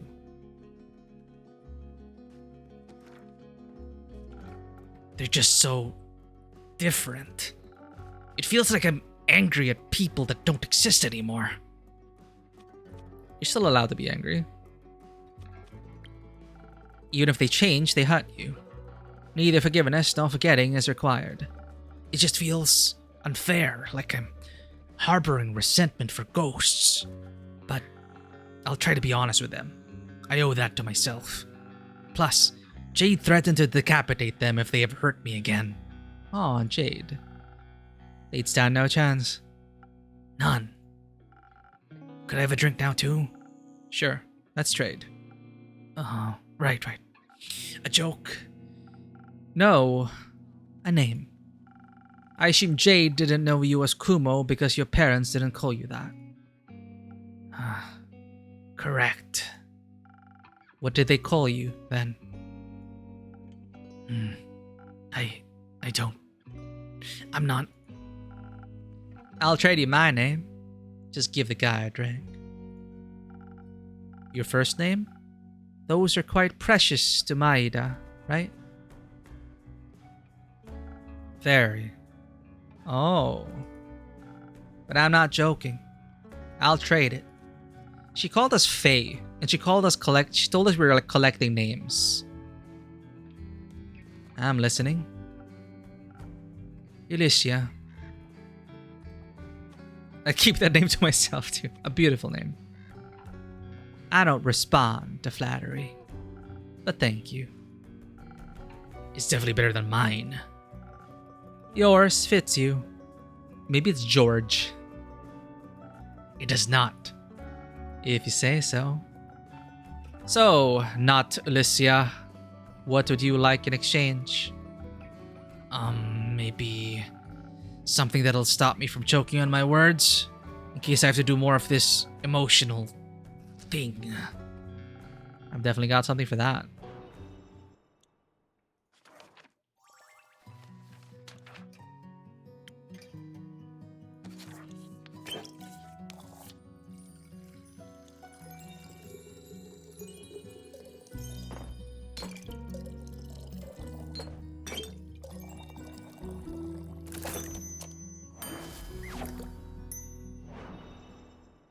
So everyone's like picked up the quests, I think. So all we have to, I guess the final act is like all the conclusions. Here you are, some fluid emotional vulnerability. It tastes a lot better than it sounds. Feels a lot better too. Maybe. I still need to call you something else though, if Kumo is out. It is. What have you got for me then? I'm running out of names. Jade, can I? Nope. My name. Fine. How about... Wait, Jade... Yeah, Jade called...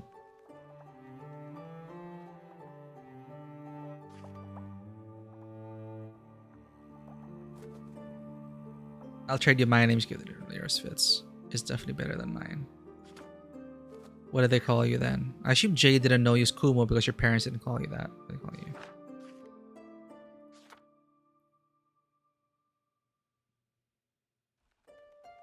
So now, Alicia, what would you like in exchange?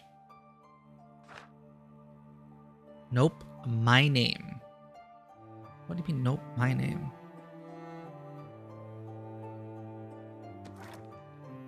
Fine, how about... Nils? You know what? Sure, I'll go with that. I'm proud of you, Nils. For everything you've gone through, and for choosing what's right for you. Thank you. Do you need a hug? May have already gotten one from Jade. Speaking of me, I'll gotta go. Wanna check in with Grace and her goons. See you around, air boy. See you around, Alicia. Jade. Turns out she went no contact with her family a while ago, although she's surprisingly good at solving disputes others have with their parents. I also received the honor of learning her first name, and it fits her well. And the adorable turtle's name is Onyx. Maiden naming schemes, you know? Alicia Jade and Onyx.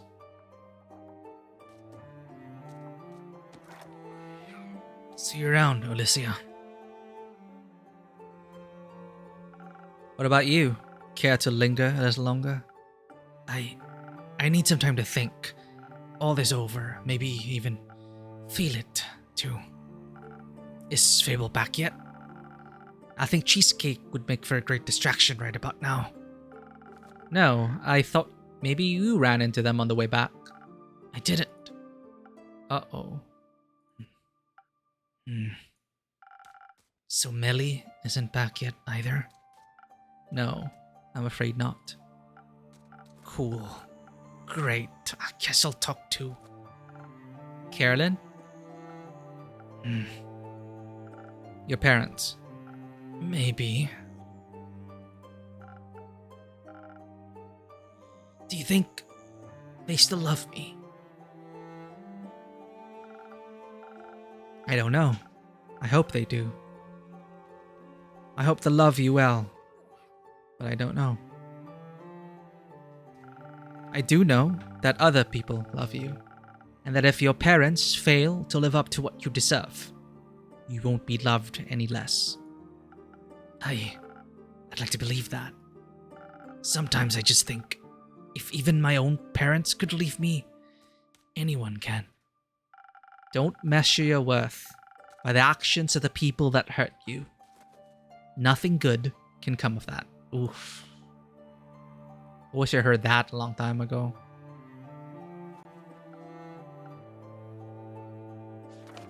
Let's hear that again. Don't measure your worth by the actions of the people that hurt you.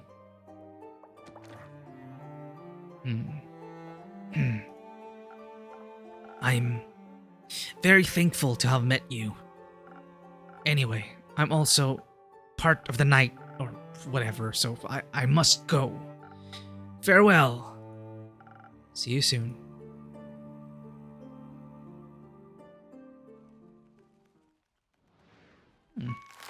That is a quick turnaround.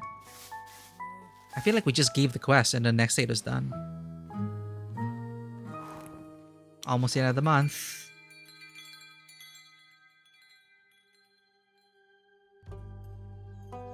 Chaos Protocol. Oh no, end of the month? I think shit's gonna go down.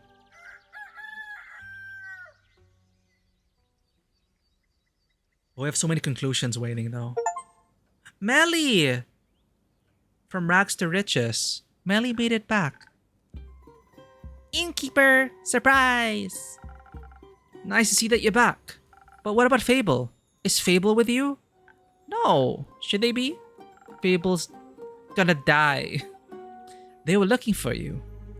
They aren't a very good detective then. I'm happy to see you well, Melly. Everyone was worried about you. Why? I'm great at taking care of myself. You are. But where have you been all this time? Investigating things, obviously, like the flood. My investigation led me to Morlia. Or more like, they did. Nico, Voy, and Hex, I mean. I followed them to Morlia.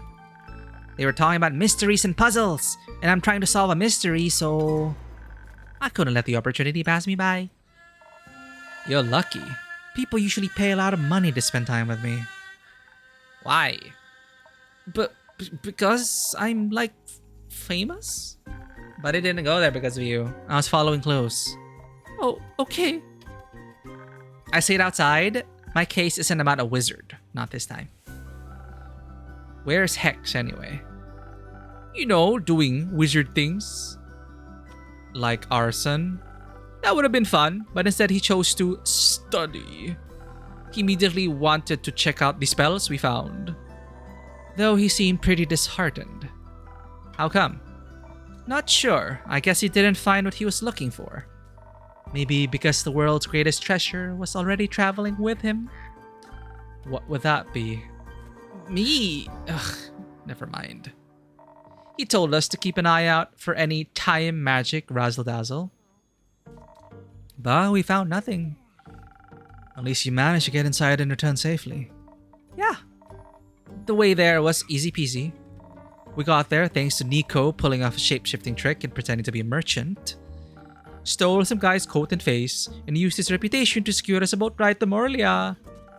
Said I wanted to meet with a real estate agent from the Majocracy to buy the island. Wow, this party. I told them to pick us up in a week or so. By then, we'd be far gone. What happened once you reached the island? I'm quite intrigued. Before we tell you anything, I'd like a drink. Something that goes down like honey and will make my poetry flow like a wild river. Nothing easier than that.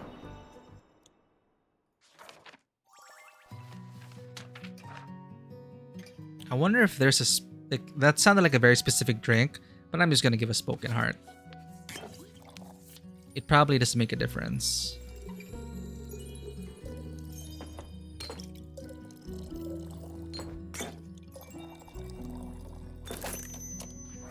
They wanted charisma, right? Okay.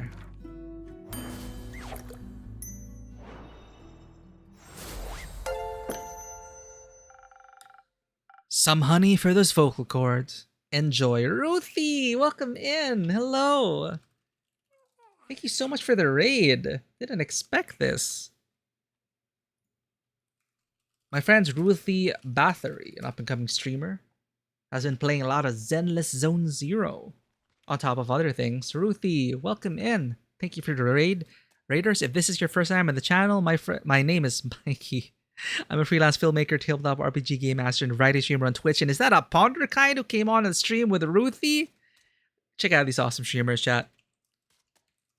Ponderkind is an amazing streamer with an amazing community. They've been playing Enigmatis, the Ghost of Maple Creek, apparently.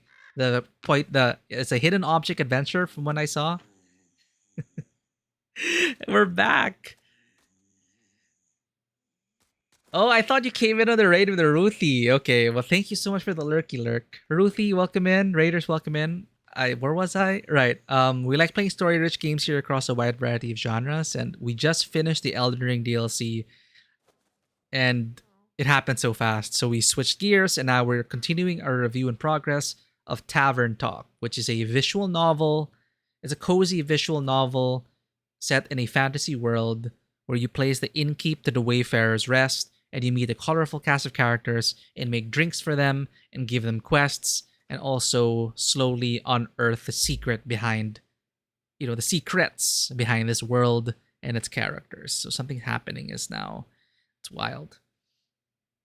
So Ruthie, again, it is 3 a.m. If you do need to get some post-stream care, please do not feel pressure to stay. I hope you had a great stream, and I hope you had a great time. Thank you again for bringing in your community. Appreciate your presence being here. So now you're watching you twice.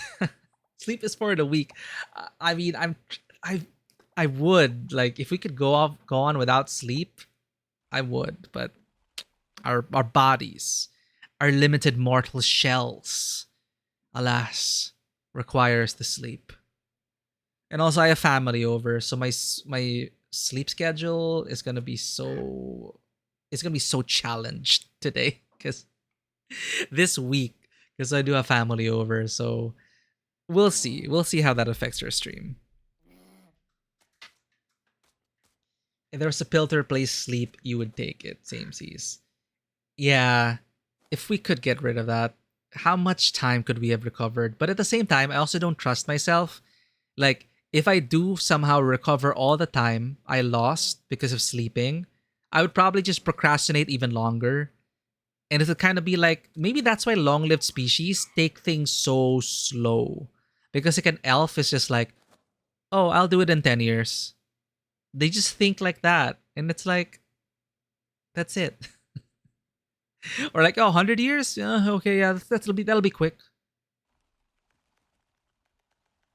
Coincidentally, Ruthie Bathory, Quincy's Tavern, Quincy of Quincy's Tavern has a cameo here because you did make the good connection. Quincy, I remember Quincy's TikTok videos. They're a very gentle soul, and they make lots of delicious drinks. So Quincy actually had a cameo in this game. Quincy himself. Some honey for those vocal cords. Enjoy.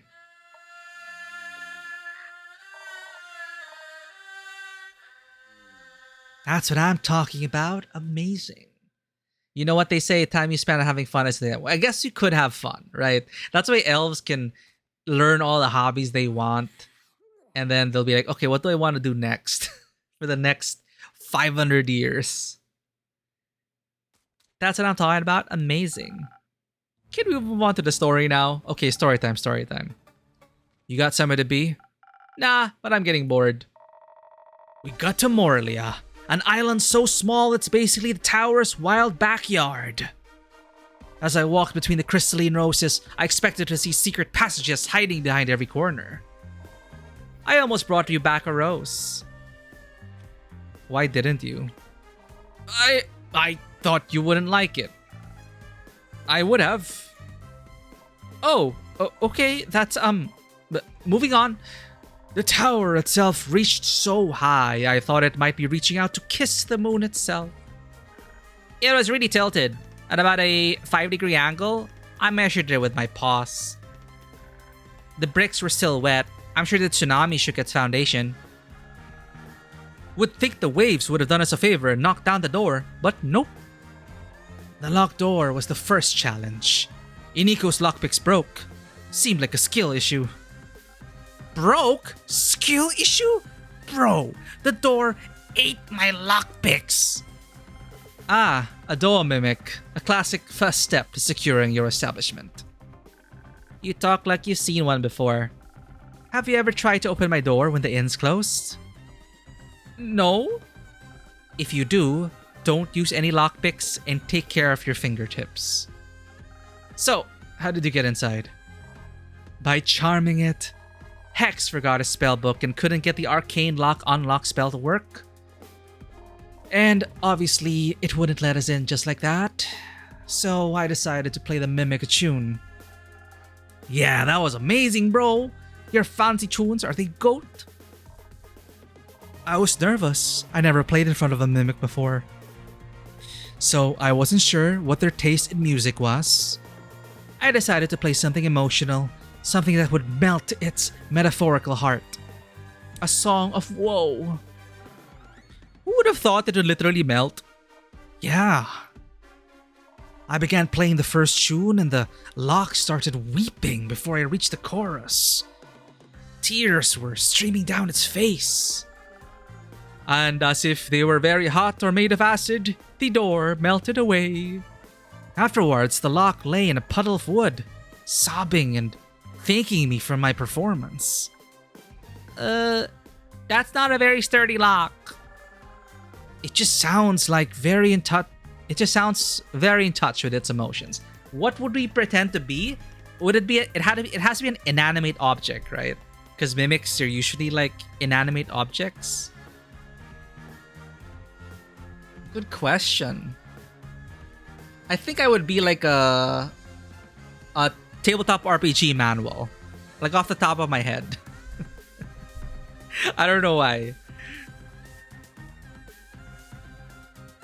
Yeah, like I was thinking either like what's the tabletop cinema? Maybe yeah, tabletop RPG game manual, or an ancient DVD case or DVD relic. I could update myself wherever I want. I could stay relevant. But what happens if they go to transfer fully digital? What if they fully transfer to digital? Like what D&D's trying to do? I would be out of a job. But then there would be some collectors who would still want me, right?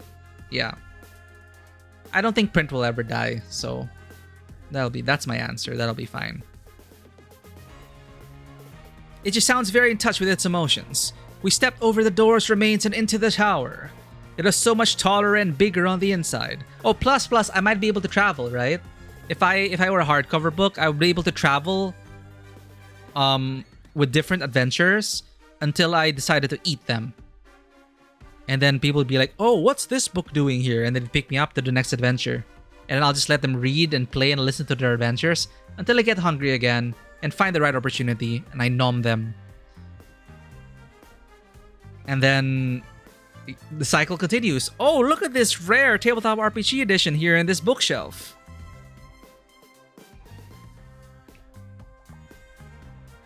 Like a pocket dimension, so freaking cool. What would you be though, Ponder? Except a tower can't really fit in your pocket. Oh, sorry, like a pocket dimension. We stepped over the door's remains into the tower. It is so much taller and bigger on the inside. As it is with towers. Like a pocket dimension, so freaking cool. Except a tower can't really fit in your pocket.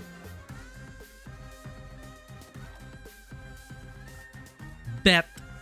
I think Iniko sounded like some Nordic person in my head, but the way he's talking is all like bet, lamau, lol, cringe, fail.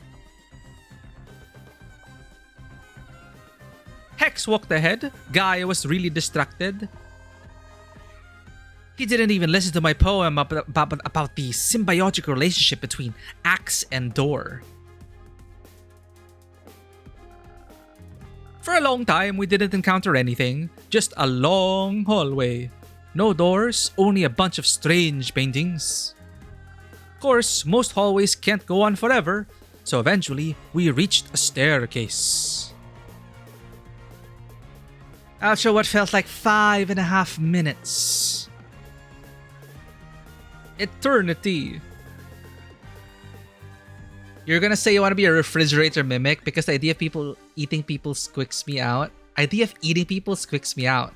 That way, I'll just steal food every now and then when people... Oh, that's smart though. So you would be fed, and then you'd be one of those refrigerators that, you know, you have to choose a family that like stuffs it and forgets about shit, or when they try to look for something, it's just magically gone. It is you all along, but they'll never notice, right?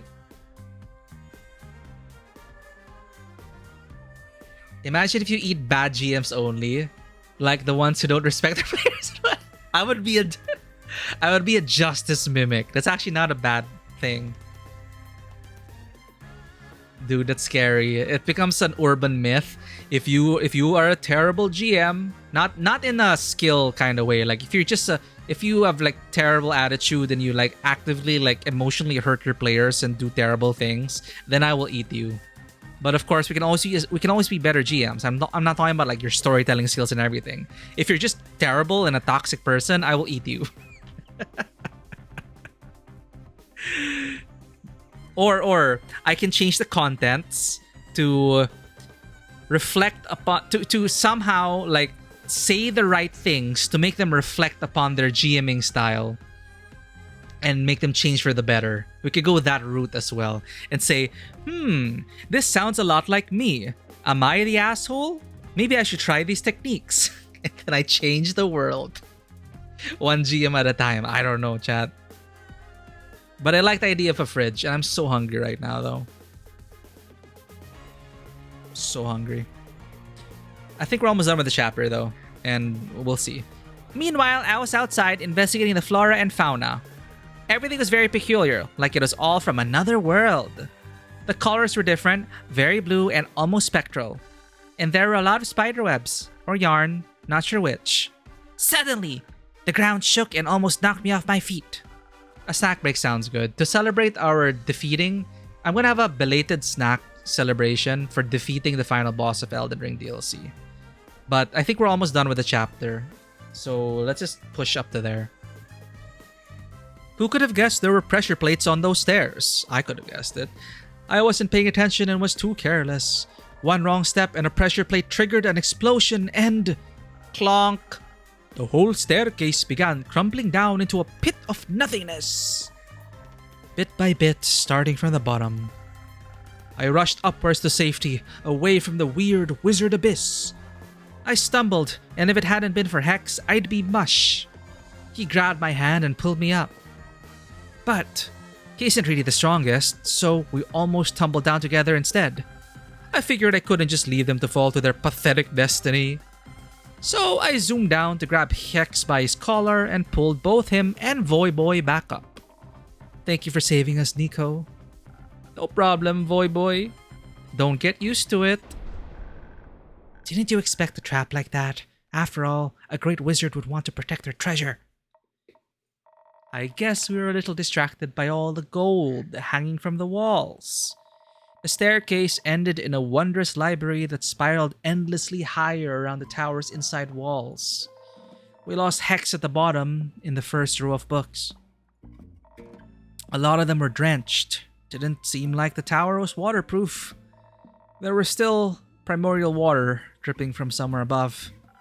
We couldn't make out the ceiling. Tried to reach it though. The second story of the spiral staircase library had 3 paths leading away. Each path ended in a door. And all 3 doors were closed and marked with runes or paintings or rusty old locks. I got sucked into looking at the library's beautiful murals. Each of them depicted a different story. One of them was a mosaic of mirrors. That one was my favorite. Watching Hex look at books was like reading a thriller. Almost every second book was rigged with a trap, but he figured out the pattern quickly. Something Fibonacci, I don't know, IDK. Once I was able to pry myself away from the murals, I started looking for spell things. I knew Hex was most interested in those, and, you help when you can. I didn't. I mostly looked at all the small treasures lying around. The wizard had this real cool staff with a chonker of a gemstone embedded at the top. Imagine the damage I could do with that. But I also found something else that was really cool. Here, take a look. It's dope, right? Where did it appear? Where did it appear? What is this? A weather jar. Duh. It shows what the weather is like in another realm. Where'd the weather jar go? I see. Let me guess. Avalon. I knew you'd get it. I found some spell scrolls. One of them had golden runes on it. Hex liked that one, but he didn't love it, you know? Then, nestled between a few red velvet armchairs, I found a glass case. It had a golden frame and a scroll placed inside, neatly in the middle. The scroll was floating and all that. I knew Hex was looking for more spells, so I called for him. As soon as I mentioned an oddly floating scroll, he came sprinting upwards, staring at the glass case. He already had another scroll tucked into his coat. Honestly, I was expecting him to be carrying half the library at that point. I think he's looking for time manipulation magic to give his sister a long lifespan. But I guess that would have been too heavy for him. Of course, a stupid glass case was also a puzzle. Had no lock, no lid, no nothing, just glass in a gold frame. The scroll itself was glowing a promising blue. I suggested breaking the glass. Hex gave me his finest death glare. So, he investigated the puzzle himself. While they were doing boring side quests, I made sure to stuff my pockets. Found a jeweled silver paperweight shaped like a bird that'll make for a great blunt weapon. Hex was too scared we'd destroy the scroll by triggering another contraption, so he suggested we look around in the adjacent rooms. The riddle doors. Hex only had to look at them for a mere second before figuring them out. Thank you for the lurk, Ruthie. Apparently, all of those murals and runes were referencing a story hidden somewhere in the library. So he made a search for it. It was tricky. We didn't want to trigger the book traps after all. It was like the library knew what would tempt us the most. I kept seeing books about forgotten songs, rare instruments, and romantic poetry. And I saw books about burglary and fraud. Oh, that's cool. The book titles change depending on your interests. It's like an AI library, a magical AI library. Even had to tackle you to the ground one time so you wouldn't blow us all up. Who can resist a good scheme? It was kind of exciting, seeing Hex hop up and down the stairs looking for the right books. First password was password. The second password was passwords past the password. And the third one was passwords past the password's password. You wish, but no. It was 1, 2, 3, 4. Easy to crack. Good for you. The first room was an alchemy lab full of apparatuses that I'd never seen before. Most of the liquids had gone dry, but Hex insisted on taking whatever was left along with us anyways. Wouldn't let me taste any though. The nerd was more interested in the study hidden behind the second door. He was really determined to crack all of that old wizard's mysteries. We helped where we could, but listen, I only have like 3 brain cells. The soundscape of the tower was kind of depressing. Silence broken only by the dripping water and the creaking of old wood. So I sweetened it with a song. Was very easy to get into the flow with that bomb music, voyo. Thank you. Hex didn't find a key to the glass case, but he at least found a blueprint showing how it was built. Maybe he can find out how to open it using that. That'd be nice. He was pretty beaten up about everything though. Yeah, couldn't find what he was looking for. Not even in the third room? No. That one was a gym. Didn't know wizards worked out. Maybe it was just a distraction from the hidden vault.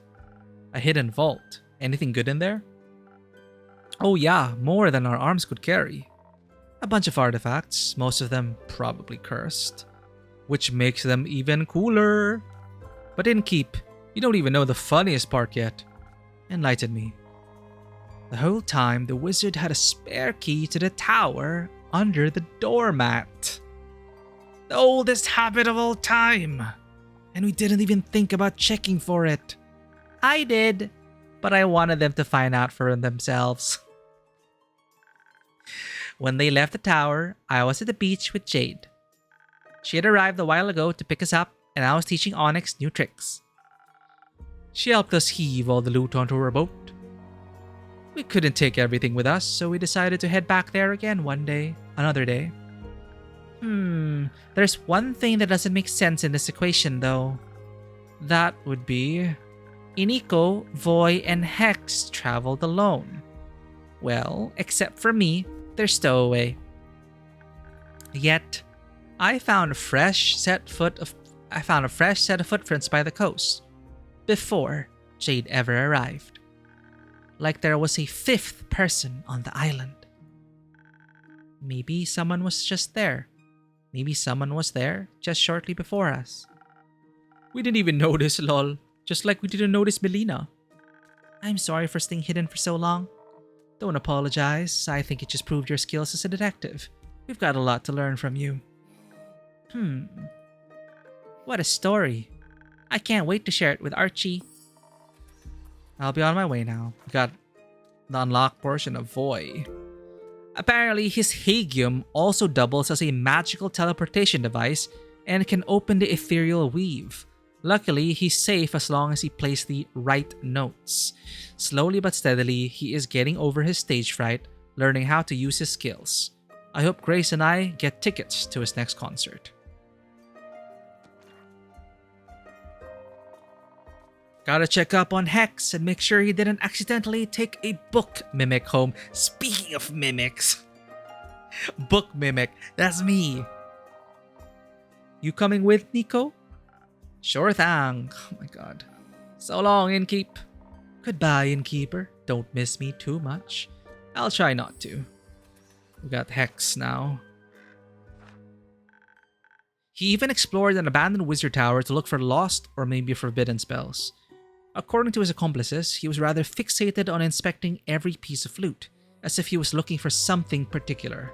A spell to protect his sister, maybe? That's my deduction. Now it's just you and me, Innkeeper. Indeed. I'm glad you're back. You're making it sound like I was lost or kidnapped. I was just investigating. Without telling anyone? I don't need to tell anyone where I'm going. People care about you, Melly. They get worried if they don't know where you are. Oh, I'm not used to that. But I care about people too, like you. That's good to hear. Fable went out for nothing, and Fable could be in danger right now. Melly! Hi, Aura. Hi, Nils. Oh, that name is so outdated. You're back. I am. Did you miss me? Did I? I was just very worried. Huh. What? You called me Melly. What about it? You've never done that before. I'm sure I have. Nope. Not until now, at least. I'm just glad you're back. Welcome back to my tavern, Nils. That's a cute one. Yeah, I got it on my latest quest. Nils, you made a good choice. I also went on a quest. Well, at first I wanted to find the moon swamps. You know, the mysterious magical swamp that is said to be magically hidden and only appears in foggy but starry nights? I'd heard they're somewhere in the moon swamp, near the portal to the Twilight Chasm. And did you find anything? No. I did find some weird way markers made of bones that seemed to lead elsewhere, somewhere. They had "Do Not Touch" written on them, and the paint even seemed fresh. So, it looked like the perfect clue. But then, suddenly, there were just gallons of water everywhere. Luckily, I got away quick, and since I was already there, As Feshua's best detective, it is my duty to discover the flood's origins. Well, at first I was more of a stowaway than a detective, and I also couldn't figure out what... Don't storm off like that ever again. You understand? I was so worried and no one knew anything about your whereabouts. Now. Huh. I'm sorry. No, I'm sorry. I shouldn't have yelled at you like that. It's just, I haven't cared about anyone in so long. And with you and Fable both suddenly gone, I didn't know what to do. I thought you didn't care. After you went away, even though I asked you to be more careful. I thought maybe you didn't want to be my trusty assistant after all. So I went to investigate alone. I'm sorry for leaving. It's alright. I'm used to people leaving and not coming back. I do care, Belly. I'm just kinda new to this whole honesty thing. I'm kinda new to this whole empathy thing. Yeah, I figured. If you'd like, I could fix you a drink to help you find your words again. Don't know if I can think of a joke in exchange for a drink right now. It's all me today. You've got enough to worry about. So, let me see what I can do for you. But Fable... Is Fable gonna accidentally save the world?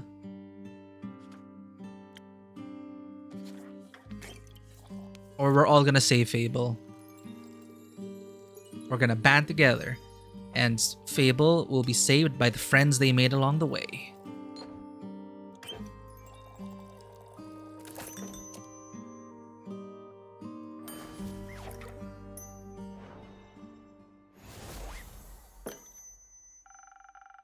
Enjoy your magical liquid eloquence. It doesn't taste half bad. This might actually help. So, your quest. Jade said you were stranded on Morlia. Yep, I followed 3 very suspicious looking fellows and somehow ended up on that island. Why do I always run into wizards and magic when I'm out on adventures? And traps! Magical traps everywhere! Sounds very dangerous. A detective's always seeking thrills. I'll make sure to be careful, I promise. It's not about that. I know you know how to take care of yourself. Otherwise, you wouldn't have solved the T-Rex case. But don't keep putting your own life at risk in exchange for a quick adventure. Luckily, nothing major happened this time. This all could have ended very differently. I know. All I'm saying is, don't disappear again. Please. You're not alone anymore. You don't have to do everything all by yourself. Like you're one to talk? To be fair, Nils has got a point. Even though they're guilty themselves. Both of you are. But you two have also made a lot of progress already. And I'm glad both of you made it back safely. Heard anything from Fable yet? No, not yet. What about Carolyn? She came back after the flood. Currently, she's investigating some undead sightings in the Pale Woods. Do you know when she'll be back? No. But the 2 of you can wait here for her if you want. Yes, please. I want to stay until Carolyn gets back. Alright, I'll keep you company. How about I spice up your wait with another drink? I'll pass. Oh, but I'd like one, please. Of course. Do you want anything specific? That whole adventure was pretty exhausting. Maybe something to combat my mental tiredness? Nothing easier than that. Intelligence, most likely.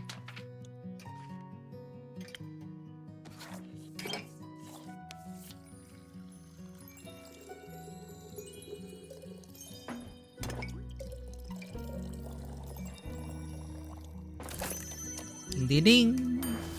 Sparkling Nebula. Let's see if this will wake you up again. Oh, thank you. Oh, this is delicious. I can feel my synapses connecting. You know, now that I've had some time to think about it, I think I figured out why Hex was so bummed about the loot. Care to share your insight with us? But of course, he has a younger sister, right? Which always struck me as odd. She looks so much older than him.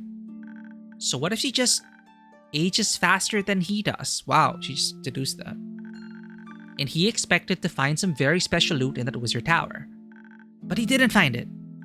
So what if he was looking for something to extend her life? Like a scroll of immortality. What a foolish idea. Hey, Not you, Hex. Even if it's tempting, those are powers that no one should interfere with. I agree. What if she turns into a zombie? I've had enough of them. Definitely. We should tell him when we see him again. Or maybe we should tell Carolyn when she returns. She seems to be experienced in dealing with the undead. You think it'll be long before she gets back? I don't know. Could be very soon, but it could also take a few more days.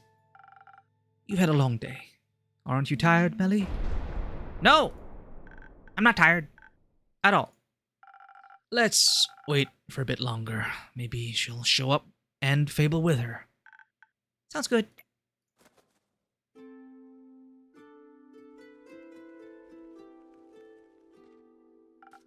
Did she fall asleep? Adorable. Yeah. Maybe I should bring her home and wrap this up for tonight. That's a good idea. You should get some rest as well. I'll let you know if I hear anything about Carolyn or Fable. Alright. There's not much for me to do otherwise. Except care for Melly. She needs you. Yeah, I think you might be right. You know, like, if this is like an origin story for all of these characters, I'm really invested in most of them. And if they make like spin-off adventures in this world with these characters, it'll be nice. Like different kinds of games with these characters and world. Good night, Nels. You know? Forget about it. See ya. I think we finished Melly's now. They probably all have 3 paragraphs. Melly is already a source of inspiration for a certain writer. Maybe because she seems so independent, though her latest adventure has taught her that she can't do everything alone. It's good to see that she allows herself to be a child again, after everything, and I couldn't be more proud. So like wrapping them all their like origin stories.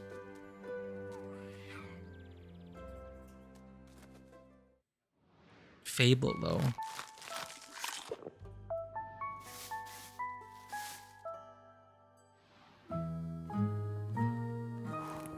Is it because we strengthened them too much?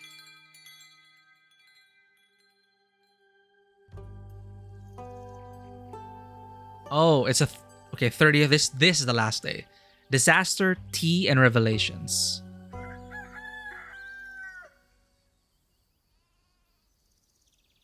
Right, some months have 31 days. Okay, I was waiting for these guys. They're like these guys are like on the main quest. This is like the main quest team. Welcome back. It's good to see you both again.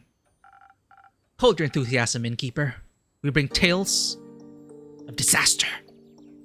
I don't mind a little disaster in my tales. After all, you tell them so well.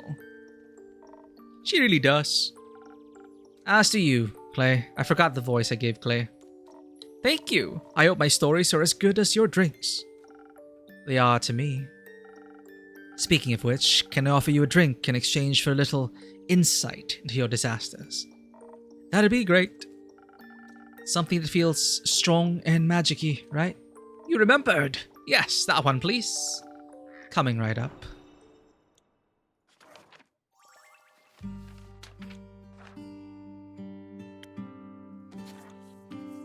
So they're gonna report a disaster. Did we fail them? That's like the longest quest, I think. They were on the quest since like last act.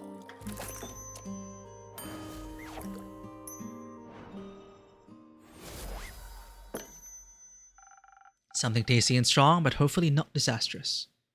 Very tasty, very strong. You've really got the best drinks around. Happy to hear that, Clay.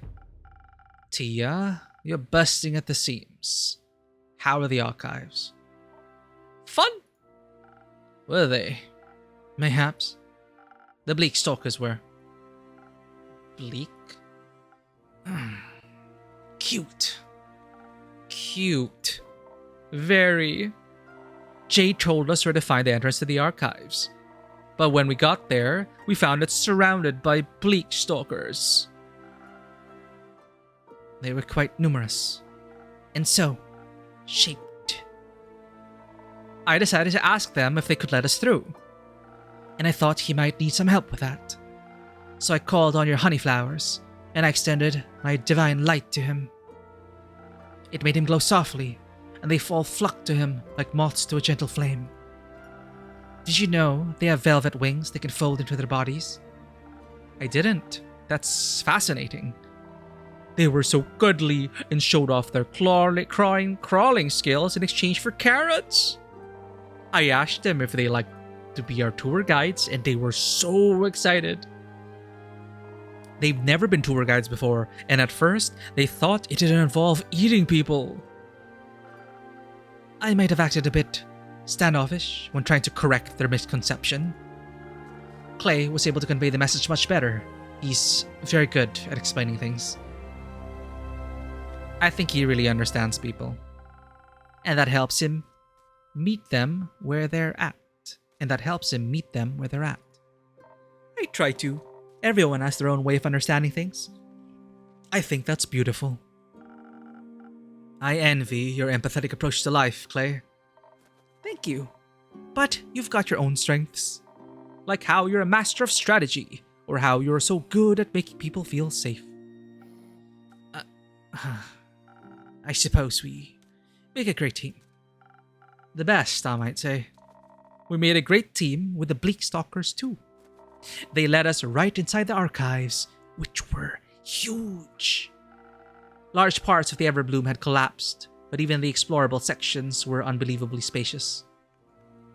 We had no time for a proper tour, unfortunately. We had to make it back in time for the barbecue after all. Right, the barbecue. How can we have the barbecue without Fable? We have to save the barbecue by saving Fable. I think it's going to be a wholesome ending like that. That meant we had to be efficient during our search. Though we did take a break to admire the artist's hall, the creature excitedly led us to. We found abandoned pottery equipment that distracted us a little too much. Using more time than was perhaps appropriate, we molded tiny versions of the little critters as a gift to them. They loved them. Afterwards, we split up to cover more ground. Each of us was guided by a group of bleak stalkers. A dangerous choice. That's when the monsters get you. That's what Clay said, so I enchanted the friendship bracelets. That way, they would always sense in which direction the other person was located. So neither of us would get lost. Oh. It was so smart. It was very useful. I see you kept yours on. Oh, they do have the friendship bracelets. I did. They really help with navigating around the archives too. It's a beautiful place, you know? I mean, everything's overgrown with vines, or withered and full of termites. But we could still tell how much care had gone into building it. Some of the tree branches still had leaves on them, and I saw a couple of stubborn lotus daisies trying to break through around the rocks. I taught the bleak stalkers how to water them. They loved drinking out of the watering can, but they also enjoyed sharing their water with the lotus daisies. Hopefully, they'll grow stronger again soon. What a shame all the effort that went into building the archives was for nothing. But it wasn't. It meant something to someone once. And I could still feel that love in it, even during our visit. Maybe it'll even bloom again. It's called the Everbloom, right? Like forever? I wonder who named it. We should go back sometime and see if we can find any information about the archivists. I bet they knew some great drinking games. Perhaps we should honor their contributions by studying the knowledge they left behind. Why not both? They should be people first, symbols second. Oh, yes, I guess both would work too. Good idea, Clay. What else did you find in the archives besides friends and the beauty and horrors of time, I mean? Oh, we only have one quest remaining.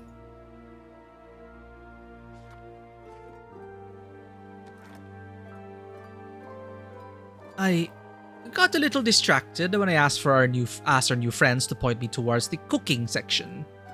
It was so vast. I found so many new bread recipes I can't wait to try out. I also found something for you. For me? Yes, a recipe from a book on mixology. First, I thought about taking the whole thing along, but it was a giant tome, and the Bleakstalkers were so attached to it. So I ripped out the page that looked... I thought you'd just copy it, not rip it. So I ripped out the page that looked the most interesting. We thought it would fit your repertoire. Last Whisper. I think it does. Thank you very much. I feel like this is an endgame drink. Oh my god. The Last Whisper stealths itself into your heart. It provides a boost of strength and speed and has a tough, if somewhat bitter aftertaste that'll awaken your senses. Sometimes, all you need is the right balance between elegance and brute force, and the correct translation of an ancient recipe. Oh yeah, we also got the new drink, Cursed Coffee. When you peer inside the steaming chalice, looking at your own distorted reflection, you will find the darkest swirling depths. The blankness will be all-consuming, a gloom so bitter you might think you see the souls of the damned swimming inside. But really, you'll be looking at a strong cup of coffee. That's it. I need this, chat. I need this for my streams.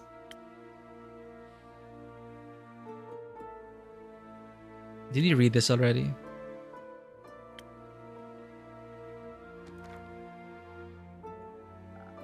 As for me, I asked him to lead me towards dangerous knowledge and soon found myself in a hidden study.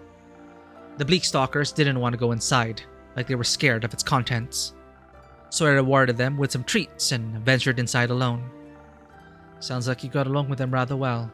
I grew quite attached. Perhaps I would even call them my favorite animals. That means we solved your favorite animal quest. We did. Oh right, we asked her what her favorite animal was. They almost made me want to stay and waste more time. Isn't that strange? Not in the slightest. Time well spent is time never wasted. See, wise words, just like what Ponder said. Perhaps you're right. Anyhow, the study. It is a complete mess, full of scriptures, scrolls, and written ramblings that would be forbidden these days. A little exciting. And worrying. The papers I was able to translate spoke of the apocalypse. Of the end of it all. There was research on the roots of the ether tree and how to unbind them. Written with shaking hands and fading ink. Was this more the scholarly or mad scientist type of research? Hard to tell. The lines tend to blur with blasphemy. Oh, I like that line. The lines tend to blur with blasphemy. Do you know a lot about the ether tree? Because Tia gave me a whole presentation about it. I wouldn't mind a refresher. It's a giant tree. A good start. A world tree. That means our world rests on it. In it? Around it? Somewhere? So the undead are gnawing on roots, hoping, and whoever unleashed the undead upon this world wants them to devour the ether tree. I'm calling it. In it, mostly. Depends on who you ask. So Carolyn's quest is of utmost importance. It is about saving the entire world as we know it. The vegan dead. See? It started with snails gnawing away at the forest. Now there's even more undead and they're eating all the plants. They're going for the world tree. Depends on who you ask. The dragons guard the tree because they created it? Maybe, but definitely because they care for us. And since we live in it, it should keep existing as it does now, because no one wants their house to crumble. A lot of people would get hurt if something happened to everyone's home. Even a big guy like him needs a bit of encouragement and positive reinforcement sometimes. I think he and Miss Anwar are definitely a good team. They even have matching friendship bracelets.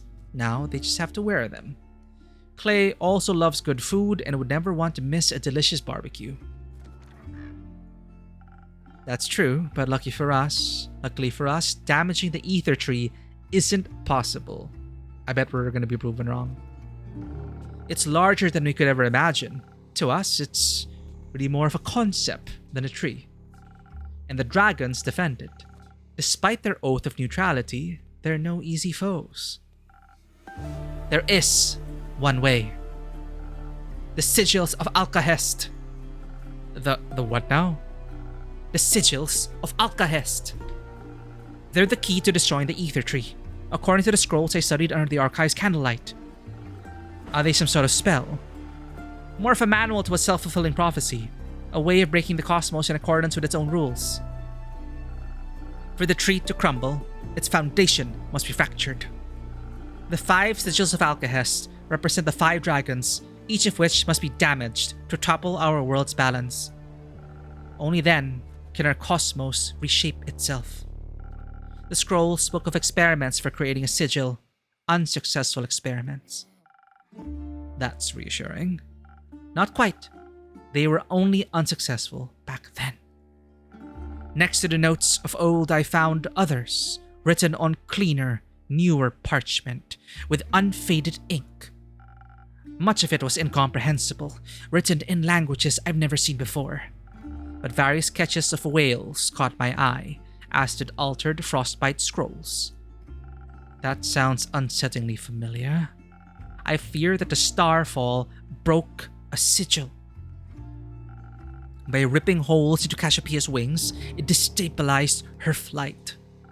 If she's damaged any further, time could be sent into disarray. Meanwhile, the tsunami, like I heard, didn't just plague the archives. The waves broke down the barriers between the primordial sea and the Twilight Chasm in ways never seen before.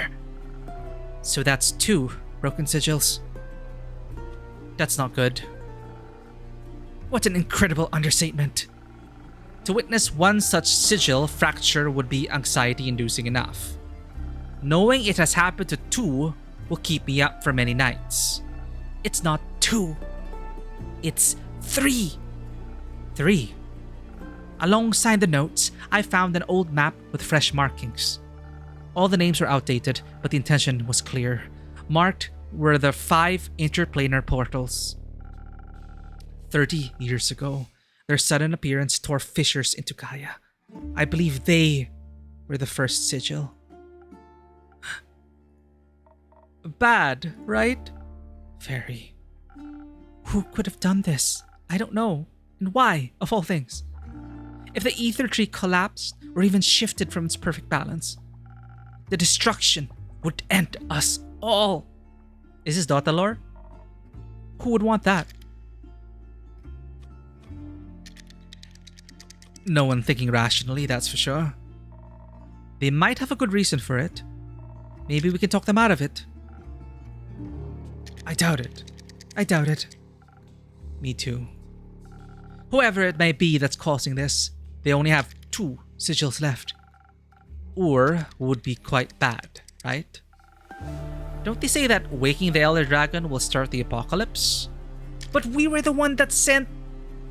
It was us who sent Archie to Ur. Are we just playing dumb?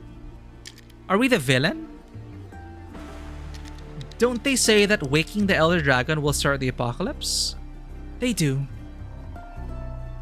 I feel like there's too many ways to start the apocalypse. I feel like we're the villain and we're trying to do all this so that we will be reborn and freed from this prison. But maybe because of the friends and the love we made along the way, we will decide that no, they are not worth the sacrifice. I don't know. Dragons as pillars, I see. Well, the dragons are the gods here. I feel like there's too many ways to start the apocalypse. Maybe they're all connected, and waking Ur will break the last sigil. Although, I like to think breaking all the sigils is indeed impossible. Because it's impossible to reach Tuat in the spirit realm. Correct? It's not exactly impossible. One can make it to the spirit dragon via the astral sea at the dawn of the dying moon. How convenient. That's in 5 days, right? So I think 5 days and it's Jover. Yes. But we're not. To reach such a specific location within the astral realm, very specific rituals are necessary. And Gaia's portal to Cassiopeia is indispensable. Said portal is located in and safely protected by the Aperture, the stronghold of the Order of Starlight, and its rituals must be performed with outstanding accuracy to withstand the treacherous astral currents. Only the highest ranking members of the Order are privy to this knowledge. Well, Elithia, one of the highest ranking members, are the ones who are corrupt. And I guarantee you, all of us would rather die than aid in the destruction of this world. If the rest of them are half as stubborn as you are, I think we're well protected. Exactly. That's good then. The rest is worse. What's bad is that we don't know who's behind this, or why, by the dragons in the endless horizon, anyone would desire something so vile. I can already sense your next quest. But can I offer you a drink first? Your throat must be dry from all that exposition. I wouldn't say no to a drink. Perhaps something that'll keep my mind intact, defended from lunacy. I feel like I'm going mad. Say no more. They need to protect their sanity.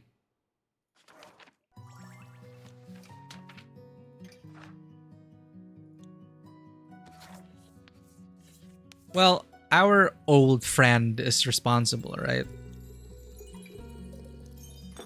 I guess the way we were talking, I feel like it's like we just try to run away from our problems. That's why Fable called us out. Fable was like, you're the one who told me you're running away isn't the answer. And you need to face things head on and be stronger and all that. I guess we didn't follow our own advice. That's why Fable's out there now. Delicious defense against the absurdity of evil plots. Thank you. This makes me feel a little less conspiratorial. I needed a breather. You know what else would make for a great breather? Fable's barbecue. Exactly. You're right. That would be quite pleasant right now. I hate to be the bearer of bad news, but I don't think the barbecue is happening today. Fable hasn't returned from their quest yet. Oh. What quest are they on? Finding Melina.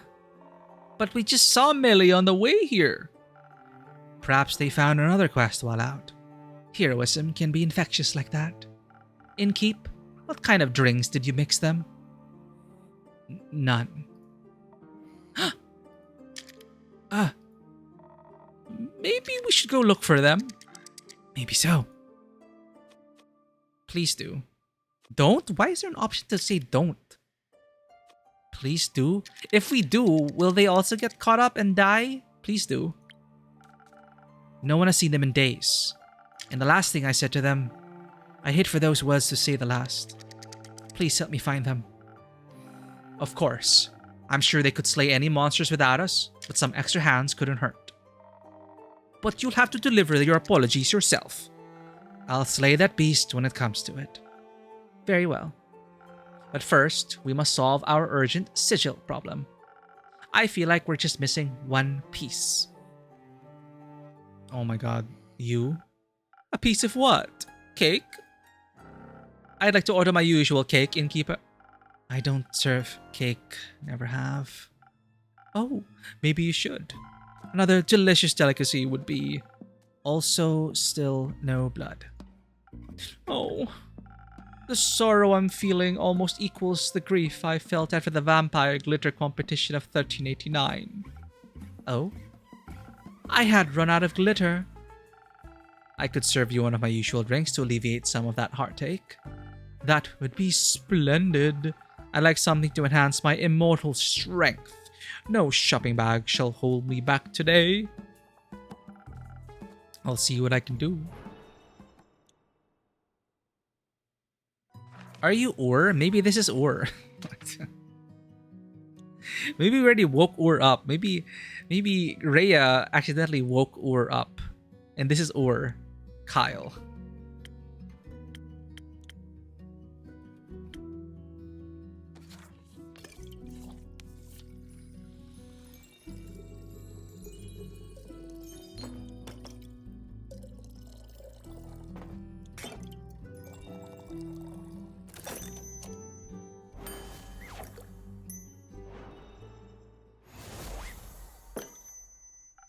Here, with all the strength of a raging fire.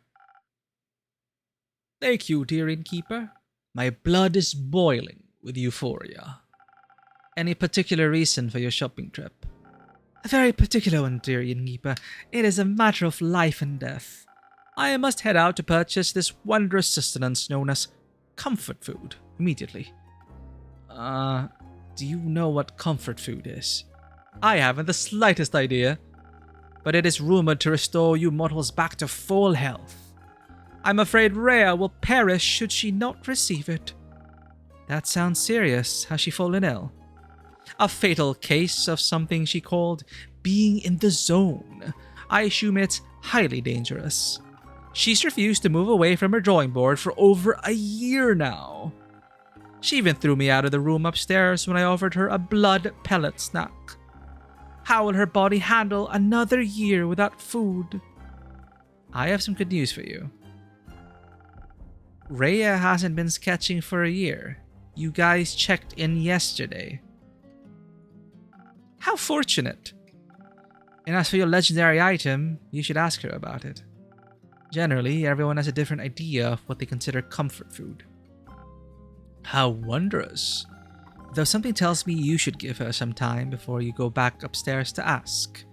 Why?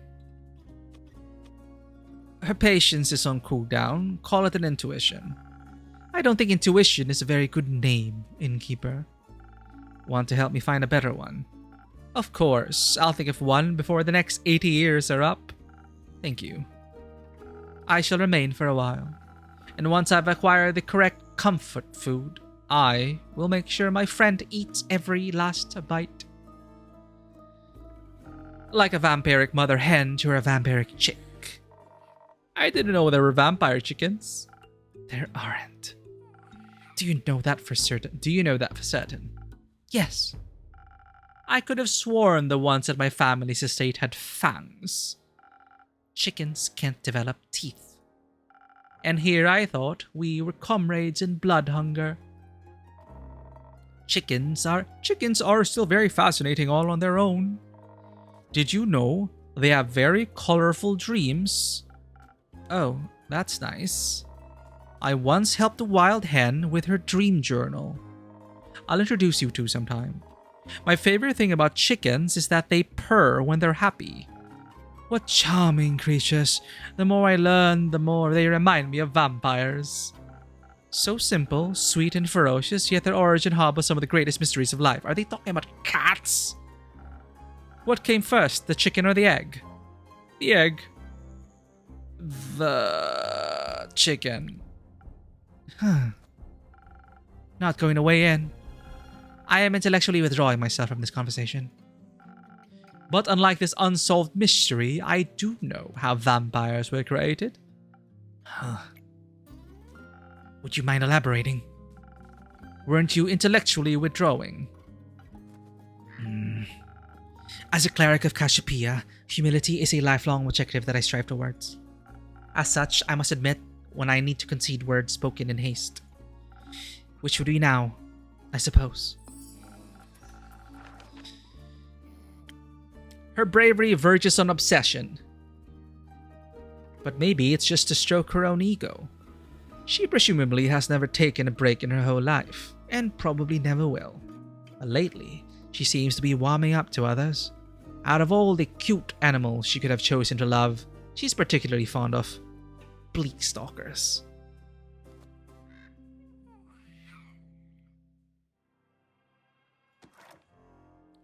Please, Kyle, if you wouldn't mind expanding on what you just said. Certainly. It must have been over 5 centuries ago when a scholar stole some of the immortal blood of the dragons. Oh, so this is the lore of the vampires in this world.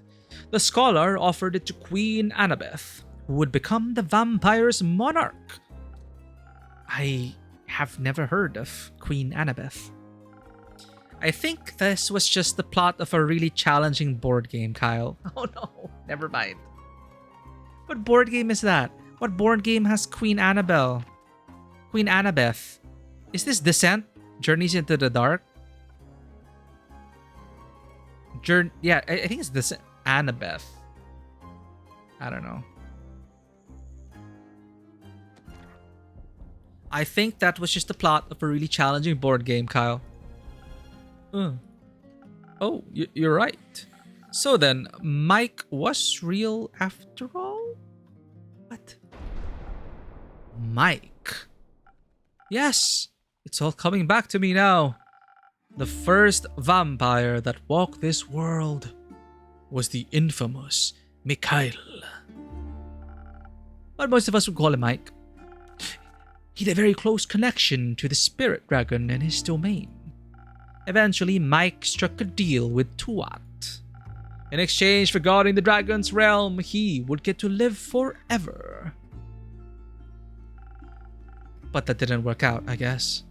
Old Mike didn't read the fine print. The spirit dragon turned out to be a trickster. Tuat turned him into a new form of undead creature, invulnerable to age and disease, but still weak to the blade. Blood was the only thing he could stomach to consume, and with time, even sunlight became intolerable. Mike was no longer welcome among the living, but the dead didn't want him either. Why would the dragon do this? So mean. And that's how the first vampire was created. Fascinating. There is so little known about the spirit dragon in this realm. Kyle, just how did you possess knowledge that's considered ancient by today's standards? Because this is Mikhail. What knowledge? The knowledge you just told us about. Ah, I stumbled upon it in a grimoire I bought the other day at the local bookstore. Okay, never mind. Nope, that was the vampire romance book Lynn recommended to you. Try again. But of course, dear Evelyn was such a history fanatic, how could I not pick up on a few stories? That was one of her favorites. I still dream of her deathly beautiful countenance as she narrated tales until the intruder stopped screaming. She always told the story of our progenitor, Mike, so softly. She would cradle a vial of his blood, and her tone would turn so reverent. Well, there was that blood vial. A secret to share just with me, she would say. Uh-oh. I didn't mean to break the last oath between us as well. I'm sure we can help you keep this a secret, right? A secret between you friends. If secrecy is how we can repay you for sharing this with us, then so be it. Since you seem to have been very close to her, I wanted to let you know. We traveled past Marrow Castle on our way back. It looked awfully damaged. The destruction looked so fresh, if only we had passed by earlier. Clay even spotted a heavily armored silhouette a short distance away from what remained of the castle walls. We hurried over as quickly as possible, but the shadow was gone by the time we got there. No, he got the blood of Mikhail. And they're gonna use that for a seal. To get to the spirit dragon. As it was, only rubble remained. Huh. Has she not paid enough for her deeds already? Must even her sanctuary, her tomb, be disturbed and torn apart? She was so unyielding in unlife. To have a memory trampled all over like this, desecrated without a second thought. It's just unforgivable. I think I need to go ask Rhea about her comfort food. Despite his short and often fragmented memory, he has extensive knowledge of the origins of all vampires, which could be expected when you're a vampire yourself, I suppose. Even though he still seems to be caught up in his long-lost marriage, he really took a liking to the person who dug him up, Rhea.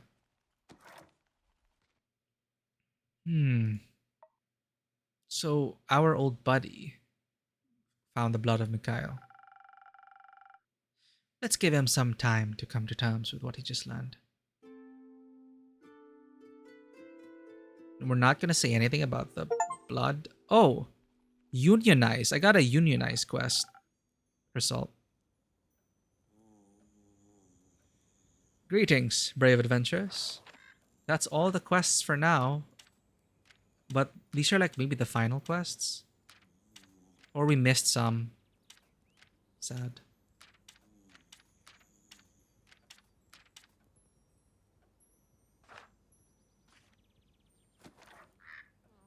Greetings, brave adventurers. Great morrow, innkeeper.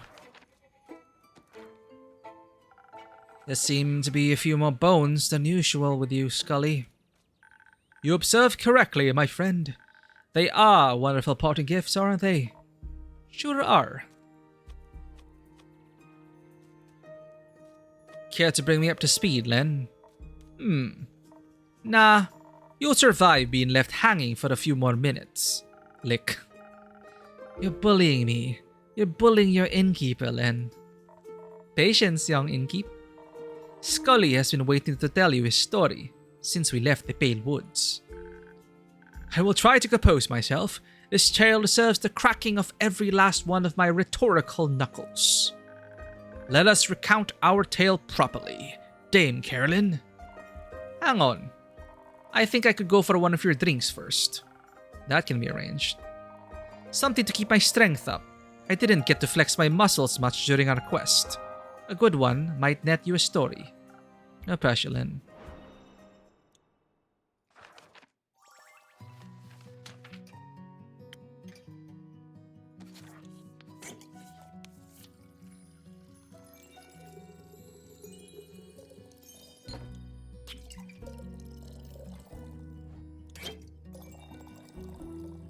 Oh shoot, I mixed it up.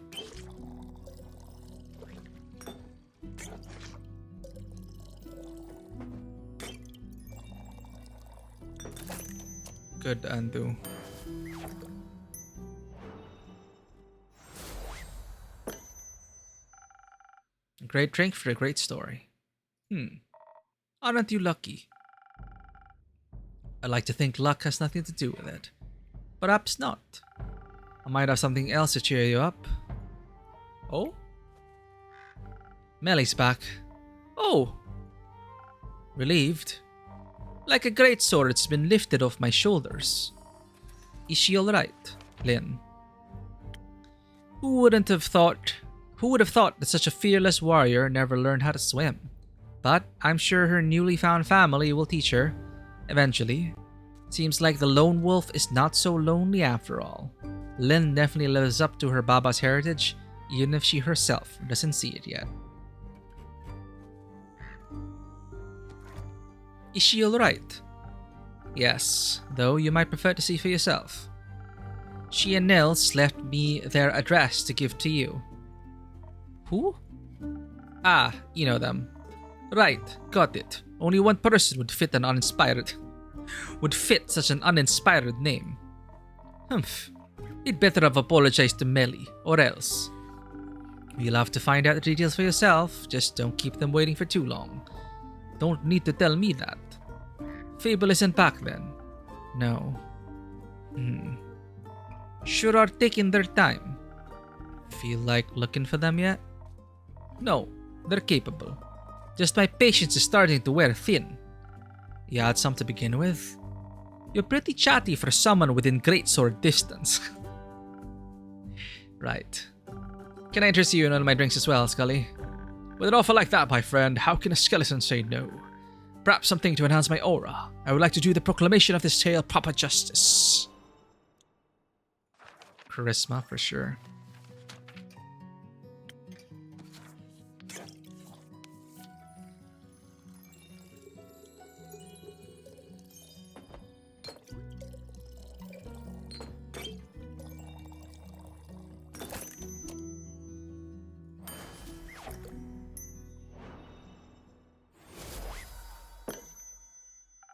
Please enjoy. Oh my. They say manners maketh man, but this drink alone has invigorated me plenty. I can almost feel the warmth of flesh on my bones again. A pleasure to be of service. Our quest was confusing, inspiring. My favorite flavor of quest. Not enough fighting, in my opinion. Felt like my muscles were wasting away on the way back here. But the most important muscle of all received a superb workout. The brain, of course, the brain, chat, the most important muscle in our body. Metaphorically for me, of course. I've been wondering about that, actually. No. We're not even going to get started on that topic. I do have to agree, my friend, let's not get distracted. Though I would be delighted to share my theories with you, Innkeeper. Let me know when you have an hour to spare, or 5. Now back to the task at hand. We started by making our way westwards, though our progress was slow. Any complications? Yes, quite a few. Before embarking on this journey, I was woefully ignorant about the plight of the Fessuan farmers. The less than ideal weather conditions, the flood that ruined a lot of crops, and now this pesky undead problem. I was stricken with empathy for their struggle. The least we could have done was offer up a means of transportation for any soul lacking for a better life further north. So, we switched carriages. 3 times. By the 3rd time, we had gotten so far off course it took us a whole day just to get back on track. On foot. But once our hike was over, we did get to spend a wonderful afternoon with Dame Carolyn's cousin, Lady Danica. That was nice, I guess. The cousin with the undead snail problem, yes? Did you manage to liven up that garden for her? Sure it did. Just had to set out some cabbage to lead them somewhere we wouldn't be damaging any crops, and with just one magnificent strike. Truly a sight to behold.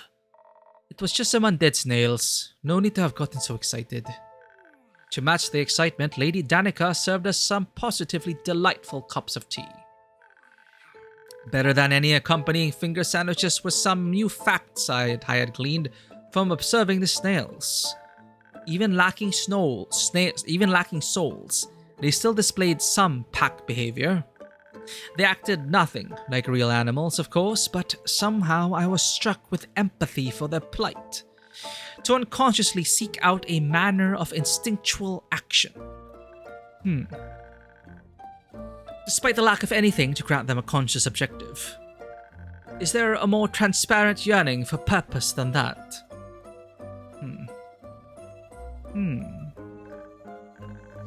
What is that?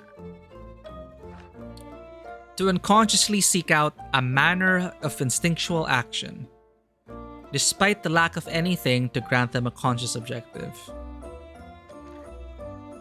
My apologies, it appears what they say about old age is true. You can't help but philosophize. And you couldn't help but relate. In a way.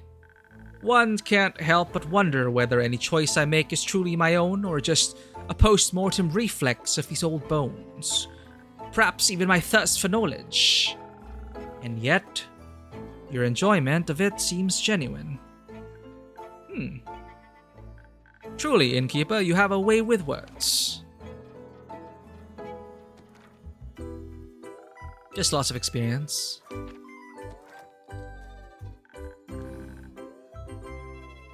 Though that may be, my worries seem rather foolish now.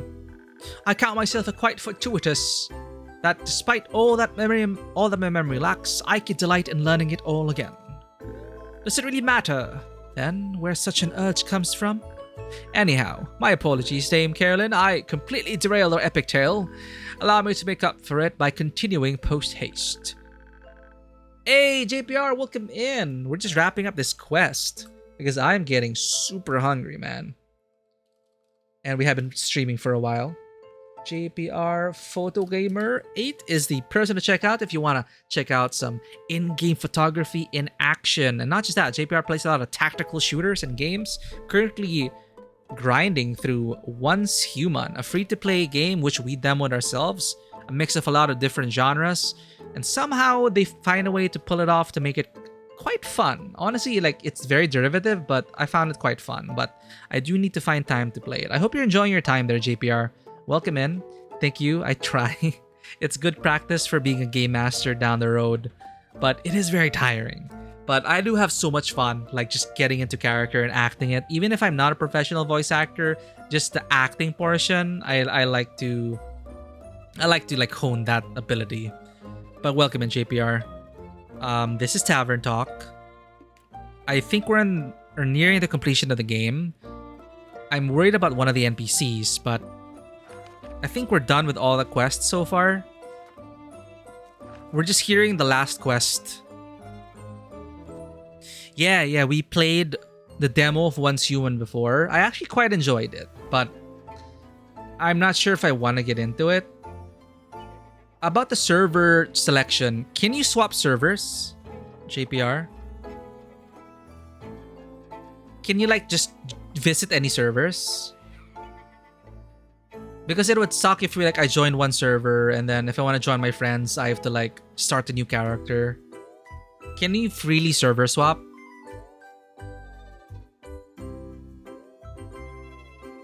Okay, so I still gotta keep track of server selection. Yeah, perhaps like to me it felt super unpolished and janky, but there was still some fun to be had, and I don't know. I'll try to find time in between like The First Descendant and other games. Like The First Descendant so far has been okay. Like, I don't know, the story hasn't been that riveting yet. I'm gonna continue it anyway because it's fast. But I could use another shooter in my repertoire. Third-person shooter, I mean. Yeah, I've saw so many servers, so like I don't know what to choose. We departed after that lovely cup of tea and finally headed for the Pale Woods.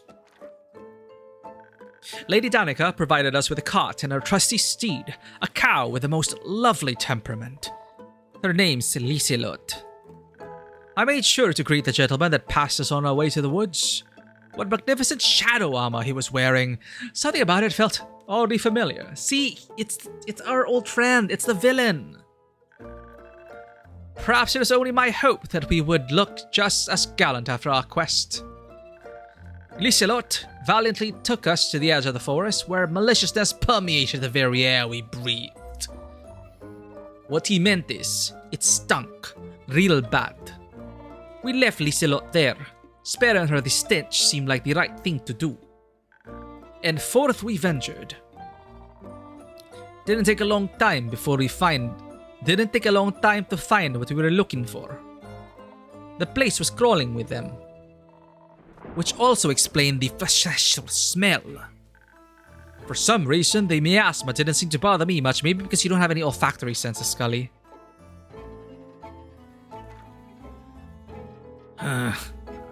Most respectfully, you don't have a nose. Oh, of course. Anyways, there was a veritable horde before us, an army of undead creatures shambling their way through the forest. One gnawed tree at a time. They were awfully interested in those trees, it's true. I was itching to tear into them. But remembering the plan, I stepped back with a hand on my greatsword. The crucial part of a successful negotiation is that you don't go into it blind, and so we observed. The undead creatures were displaying similar patterns to those snails. They were just stumbling around senselessly. They seemed to be following a pack leader. A representative. That simplified things considerably. My first course of action was clear. I let Dame Carolyn know of my intentions. Seemed reasonable enough. While I circled the group to get to the leader at the front, she remained hidden in the shadows of the thicket. I walked up to the leader, another skeleton, making sure I displayed an open and respectful disposition. I suppose they were not open and respectful in return? Nope. Before I could even react, the skeleton had bitten down on Scully's arm. Agony! Is what I would have said if I hadn't been protected by my frost armor and your excellent drink mixing skills. Always glad to hear my drinks are protecting my clients on their quests. My friend, your drinks are astonishingly potent. Maybe too potent. As soon as the undead creature bit down, their teeth shattered upon impact. The leader recoiled immediately. All the others surrounding us froze. The leader fell to the ground, cradling their face with her hands. Curiously, when they regained composure, their expression was filled with joy. Still no idea how you can read an expression on a skull. They were actually quite expressive for a skeleton. They mostly express themselves through vibes. That sounds like some of their usual shit. But this time, I'm almost willing to believe you. Excuse me, but what exactly are vibes, my friends? Have fun explaining that one. I guess you can think of them as some kind of aura that someone gives off. Fascinating. That sounds quite powerful. Could one harvest them like magic? In some stories, yes. Let's get back to the story. The teeth chattering was quite worrying. It made me re-examine the bite marks on the trees around us. Peculiarly, the bite marks here were quite a bit more shallow than what we had seen in other parts of the forest. Which means all those undead creatures had severe dental issues.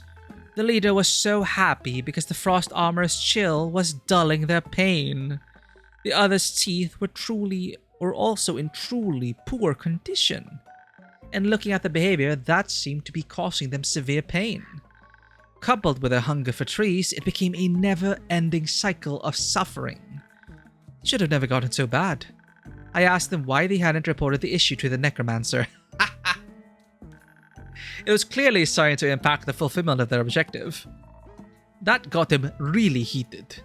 They tried to rip Scully apart again, but Dame Carolyn skillfully resolved the situation with a bit of intimidation.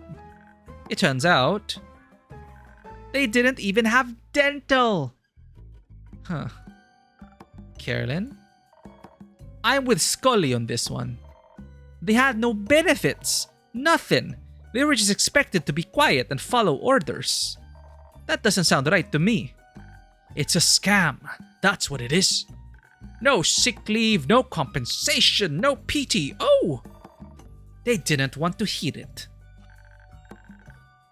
We're doing what we love. We don't need any fancy benefits. But you should have seen the state they were in. They couldn't even take a proper chomp out of the trees. As outer bark anymore. What would happen when their teeth deteriorated even further? Their necromancer would replace them with another undead creature in a heartbeat. That was when Scully really got to them, I think. The words were just pouring out of my mouth, and I was elated they were the right ones. The light reflecting off the frost armor really dazzled them too. Any skeleton worth their calcium should be able to acquire such armor. They needn't be bound by such a neglectful necromancer. My apologies. It appears I somewhat lost my composure just now.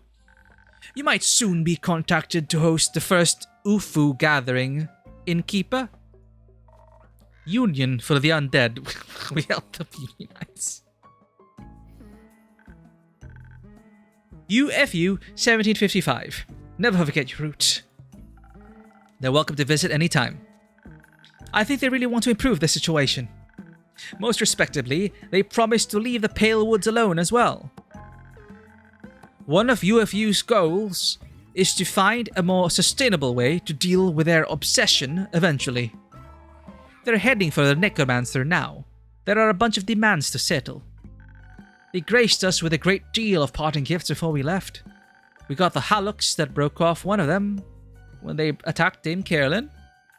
The leader gave me the teeth we couldn't put back into the skull. And this eyeball. I'm overjoyed we managed to resolve our quest in a peaceful manner. Can't deny your resolution was pretty effective. Good to know you're both happy with how it ended. Those are the outcomes that I most enjoy hearing about from my patrons. So far, so good. We got 2 bad outcomes, but everything else has been good. Oh. But we did get you something else as well, Innkeeper. Right. Here. The trees looked really chewed on, and dead. But the berries seemed like they were thriving. They're the ones Elfie was going on about. Not like they're here to appreciate them now, so I guess you can have them. Just set some aside to make Fable a drink when they're back. Sounds fair.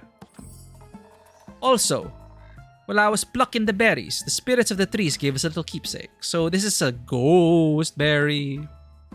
Ghost berries are nearly translucent and only grow deep within the moon swamp for a few months every year.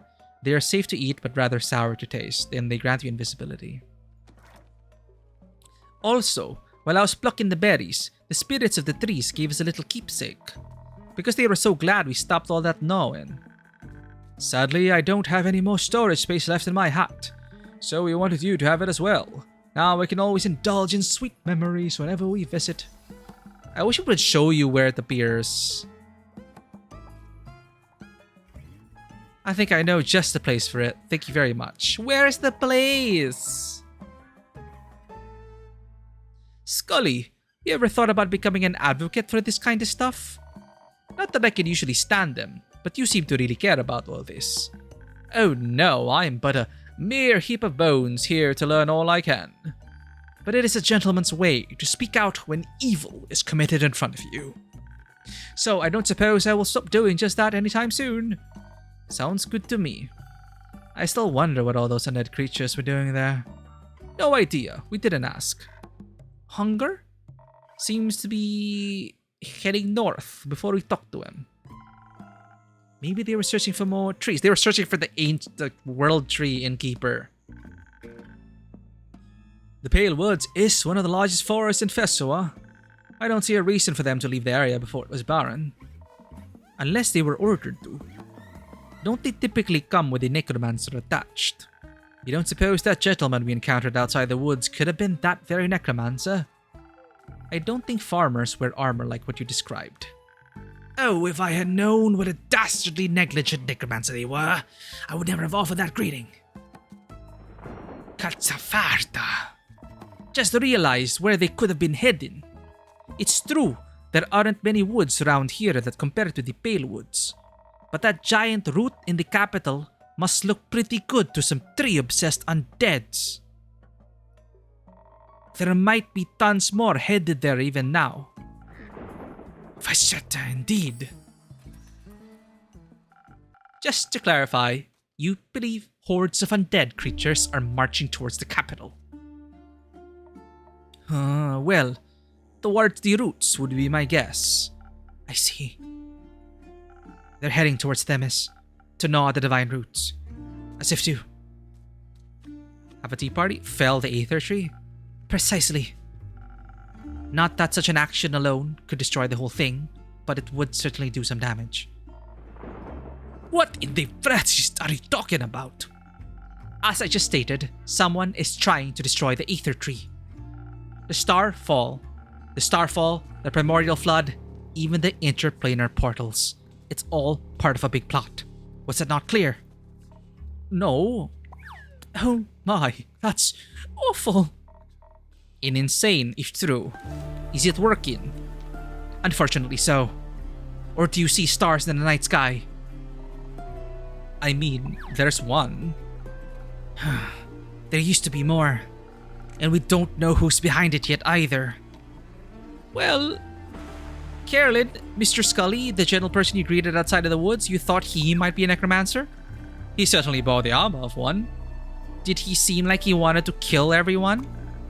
Not particularly, though it can be hard to tell sometimes. Politeness and the desire for homicide aren't necessarily mutually exclusive. Politeness and the desire for homicide aren't necessarily mutually exclusive. So true. Necromancers resurrect dead things to make undead creatures. Indeed, they do. So, Scully, you were resurrected, right? Do you remember anything about it? Well, I admit at first I recalled very little from the start of my new life. I mostly stumbled about trying to remember my manners. But my memories, or rather the memories of my body. He's very interested in studying other undead since he came back conscious instead of being a lifeless puppet. He tried to strike up conversation with other zombies and even unionize with them. Now he's committed to fighting for better working and unliving conditions for the undead. But my memories, or rather the memories of my body, which I suppose are also my memories, have been getting clearer lately. He remembers because he was resurrected by that man in shadow. Let me try to focus my thoughts. I believe I awakened in the archives. In the Everbloom. The Everbloom? Did you encounter any Bleakstalkers?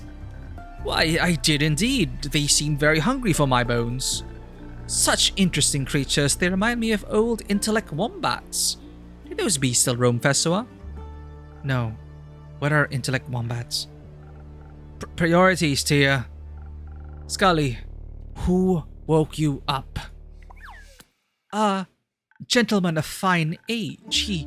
I believe he was there to do research. I remember candles held over notes scribbled on paper, ink stains on fingertips. He must have found me near my friend's study. I remember I was looking for her when, after I awoke, I simply left. How rude and inquisitive of me. I should have asked what he was researching. I could have helped. Be glad you did not aid him. We found his notes. They spoke of the destruction of the universe. Did the guy from the woods remind you of the one in the archives? Now that you mention it, I wasn't conscious enough to recognize faces when I rose, but I knew the armor looked familiar. I think I saw it when I first reopened my eyes. Metaphorically, of course. I no longer have eyelids. A necromancer is behind all this? Is he trying to break the sigils just to get to Tuat, the spirit dragon in the realm of death? Sigils? Are you perchance speaking of the sigils of Alcahest? My friend was researching them once. I always thought them a wild figment of her imagination. Seems like they're not, unfortunately. Do necromancers usually want to destroy Tuat? No, but they do defy his laws of life and death. Perhaps he craves access to all the souls the spirit dragon hoards. Or he plans to destroy death once and for all with his perversions. Or he wants to get rid of Tuat so that when he resurrects people, he can put their souls back in their body. I'm calling it. That's the thing. Because they wouldn't have established the fact that you can only resurrect the body, not the soul. That is a big reveal there. So he wants to just basically return the souls to the bodies. For true resurrection. But, my dears, to destroy Tuat, one must find him first. That in itself would be quite the impossible task, no? Not exactly. The spirit realm is well protected, but there are ways to get to him. Can you kill death? I don't know, but merely attempting it sounds disastrous. Miss Anwar, Mr. Moore, Tuat is the god of death. No matter how insane the necromancer, no one could possess a weapon powerful enough to fight a god. That's why Rhea's building the axe. Only weapons made by dragons can harm them. We all know this. You mean like Ur's great axe? A weapon forged for the dragons by the dragons, meant only for their claws. The axe. It could certainly cut through the barrier between the astral sea and the upper world, if not through Tuat himself. Would stealing an axe from a dragon count as a sigil? Alright, y'all lost me again. I talked about this already, keep up. I'll explain later. Humph. It might count as a sigil if it awakens Ur or damages their plane. Ur should not be awakened under any circumstances. Nor should the legendary weapon fall into the hands of a mere mortal. My, this is quite concerning. I'm right there with you. This seems like too insane of a plot, even for some big bad evil guy. They always seem to be reaching for new heights in their dastardly schemes. If we are correct, this one plans to steal Ur's weapon, break their sigil, and then destroy Tuat. Dragons, be with us. What about the undead creature marching towards the capital? They must be a distraction, A way to keep anyone who would interfere off his back. Quite the dangerous distraction if you ask me. Those poor husks shouldn't be snacking away at those roots either way, should they? No. And those sigils of alcohol. Zest you best talking about. And those sigils of alcohol, zest you keep talking about could do what? Destroy the tree? The spirit realm rests above all others in the canopy of our world. If what we believe to be this monster's plan succeeds, it will collapse down onto the rest of the ether tree. Not only would that free all dead souls, it would destroy the tree, our home, our cosmos, and everything below it. It would destroy our world as we know it. Rumor unlocked big bad evil plan. Not to mention, Tuat might die. I don't think I have to explain to you why dying would be a bad thing. Once again, can he die? Wouldn't risk it. Though I believe this plot of his has to be limited somewhat, no? Perhaps to the transitional period between the astral moon and the dying moon? Only then would the veil between Cassiopeia and Tuat be thin enough for a ritual of such magnitude to succeed. Wait, what you mean is, this can only happen the night between the 35th of Cassiopeia and the 1st of Tuat? So it can only work in 4 days, or next year. Precisely. I guess you can't have a ritual without unnecessarily complicated rules. It is common courtesy. Clay, I've been wondering. Remember that man we saw on our way back near Marrow Castle? Yes. Do you think he might have been the same guy? I do. Strange armor sounds familiar, as does the convenient proximity to destruction. And more so, that blood of the first vampire Kyle spoke of. Part of the ritual to safely traverse the astral sea involves having an associated anchor for your destination. To find Tuat, you need something connected to him. Like the blood of a vampire eternally bound to him. Yes, maybe our villain got his hands on it. Perhaps he knows more of Cassiopeia than I anticipated. All of this out of context bullshit is giving me a headache. Innkeep, got another drink to spare to help with all this madness? Something powerful enough to get me through this. Anything for you, Lynn. Damn it. We're getting to the good part.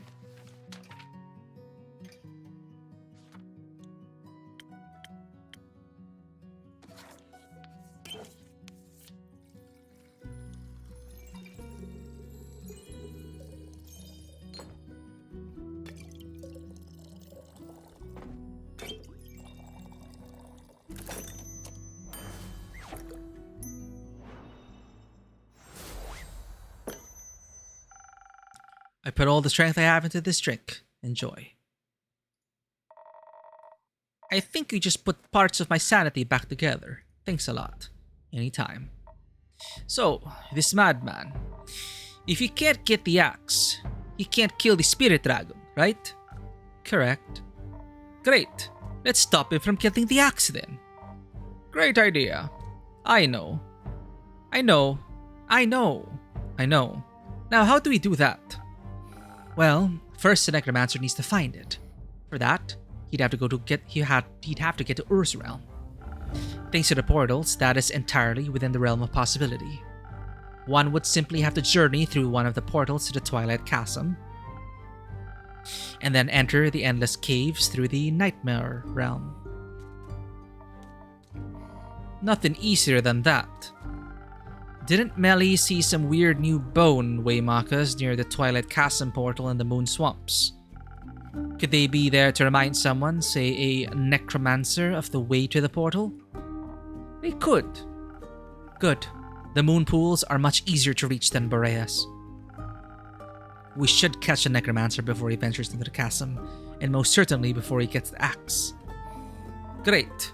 Let's go beat his Hold on. What if you don't succeed? What if he's right? Pardon? I mean, what if there's a point to all of this? No one goes this far for nothing, right? Plenty of people do horrible things for terrible reasons. And even noble reasons don't make horrible things good. Because Innkeeper knows everything. Regardless of our sympathy for his motives, we shouldn't rush into this immediately. This all calls for a backup plan. If we don't manage to stop him from getting the weapon, we stand no chance in a fight against him. Even your divine strikes would be no match, Miss Anwa. That is true. We would need an incredibly powerful weapon to match his. Rhea can build one. Or, not sure if it's enough, but I do have this sword I got from my Baba. Let me see it. Was Baba lying? This is remarkable craftsmanship, infused with minor divine powers. Incredible. But I'm afraid even this cannot rival the great axe in any capacity. What if it was mixed with dragonfire? What? Do you happen to have such a thing on hand, young lad? No, but I know where we can find some.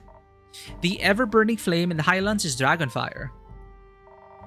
The one you wanted to see, Tia. I think now might be a good time for that. You're right. Dragonfire merged with Carolin's blessed sword. It wouldn't be as powerful as the axe, but it might give us a fighting chance. If we had a master craftsman to forge it, that is. Rhea. She's a blacksmith. Would be great for a competition for sure. Yeah, my sword would get her first place, no question.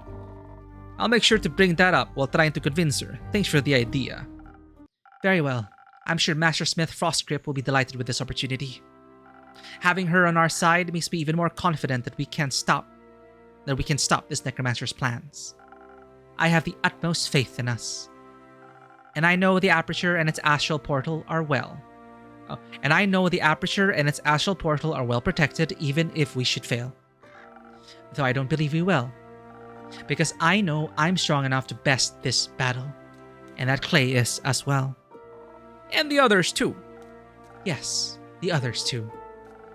I'll be honest, I'm not sure if the 4 of you will be enough. Don't worry, there's a lot of people we can ask for help. Like you. Like me. Ask away. I knew we could count on you. You collect everything we talk about, right? I try my best. Could you write us up 2 quests for all of this? I think we should split our resources, so we should get the backup plan going at the same time. Good idea, young man. Plus, that'll give us an excuse to have your drinks help us. Not that you need an excuse, but I appreciate you following my rituals. I'll see what I can do. I should have something written up first thing in the morning. I trust in you as you trust in us. Deeply?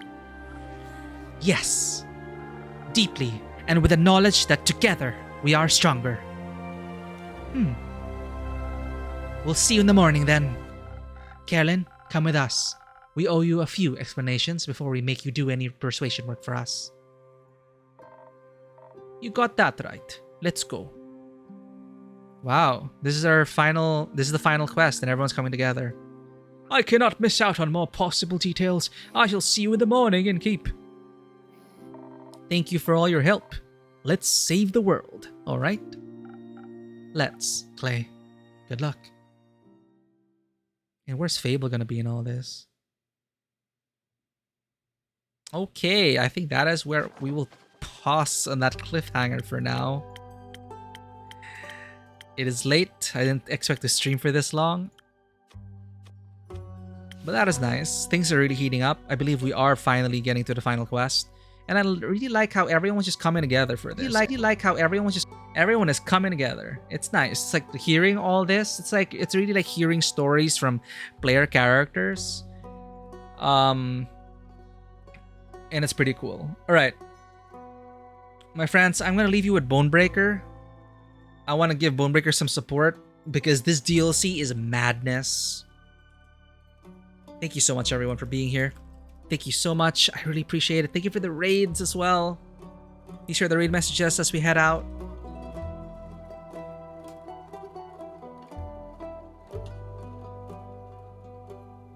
Thank you so much to Rob and Ruthie for the raids.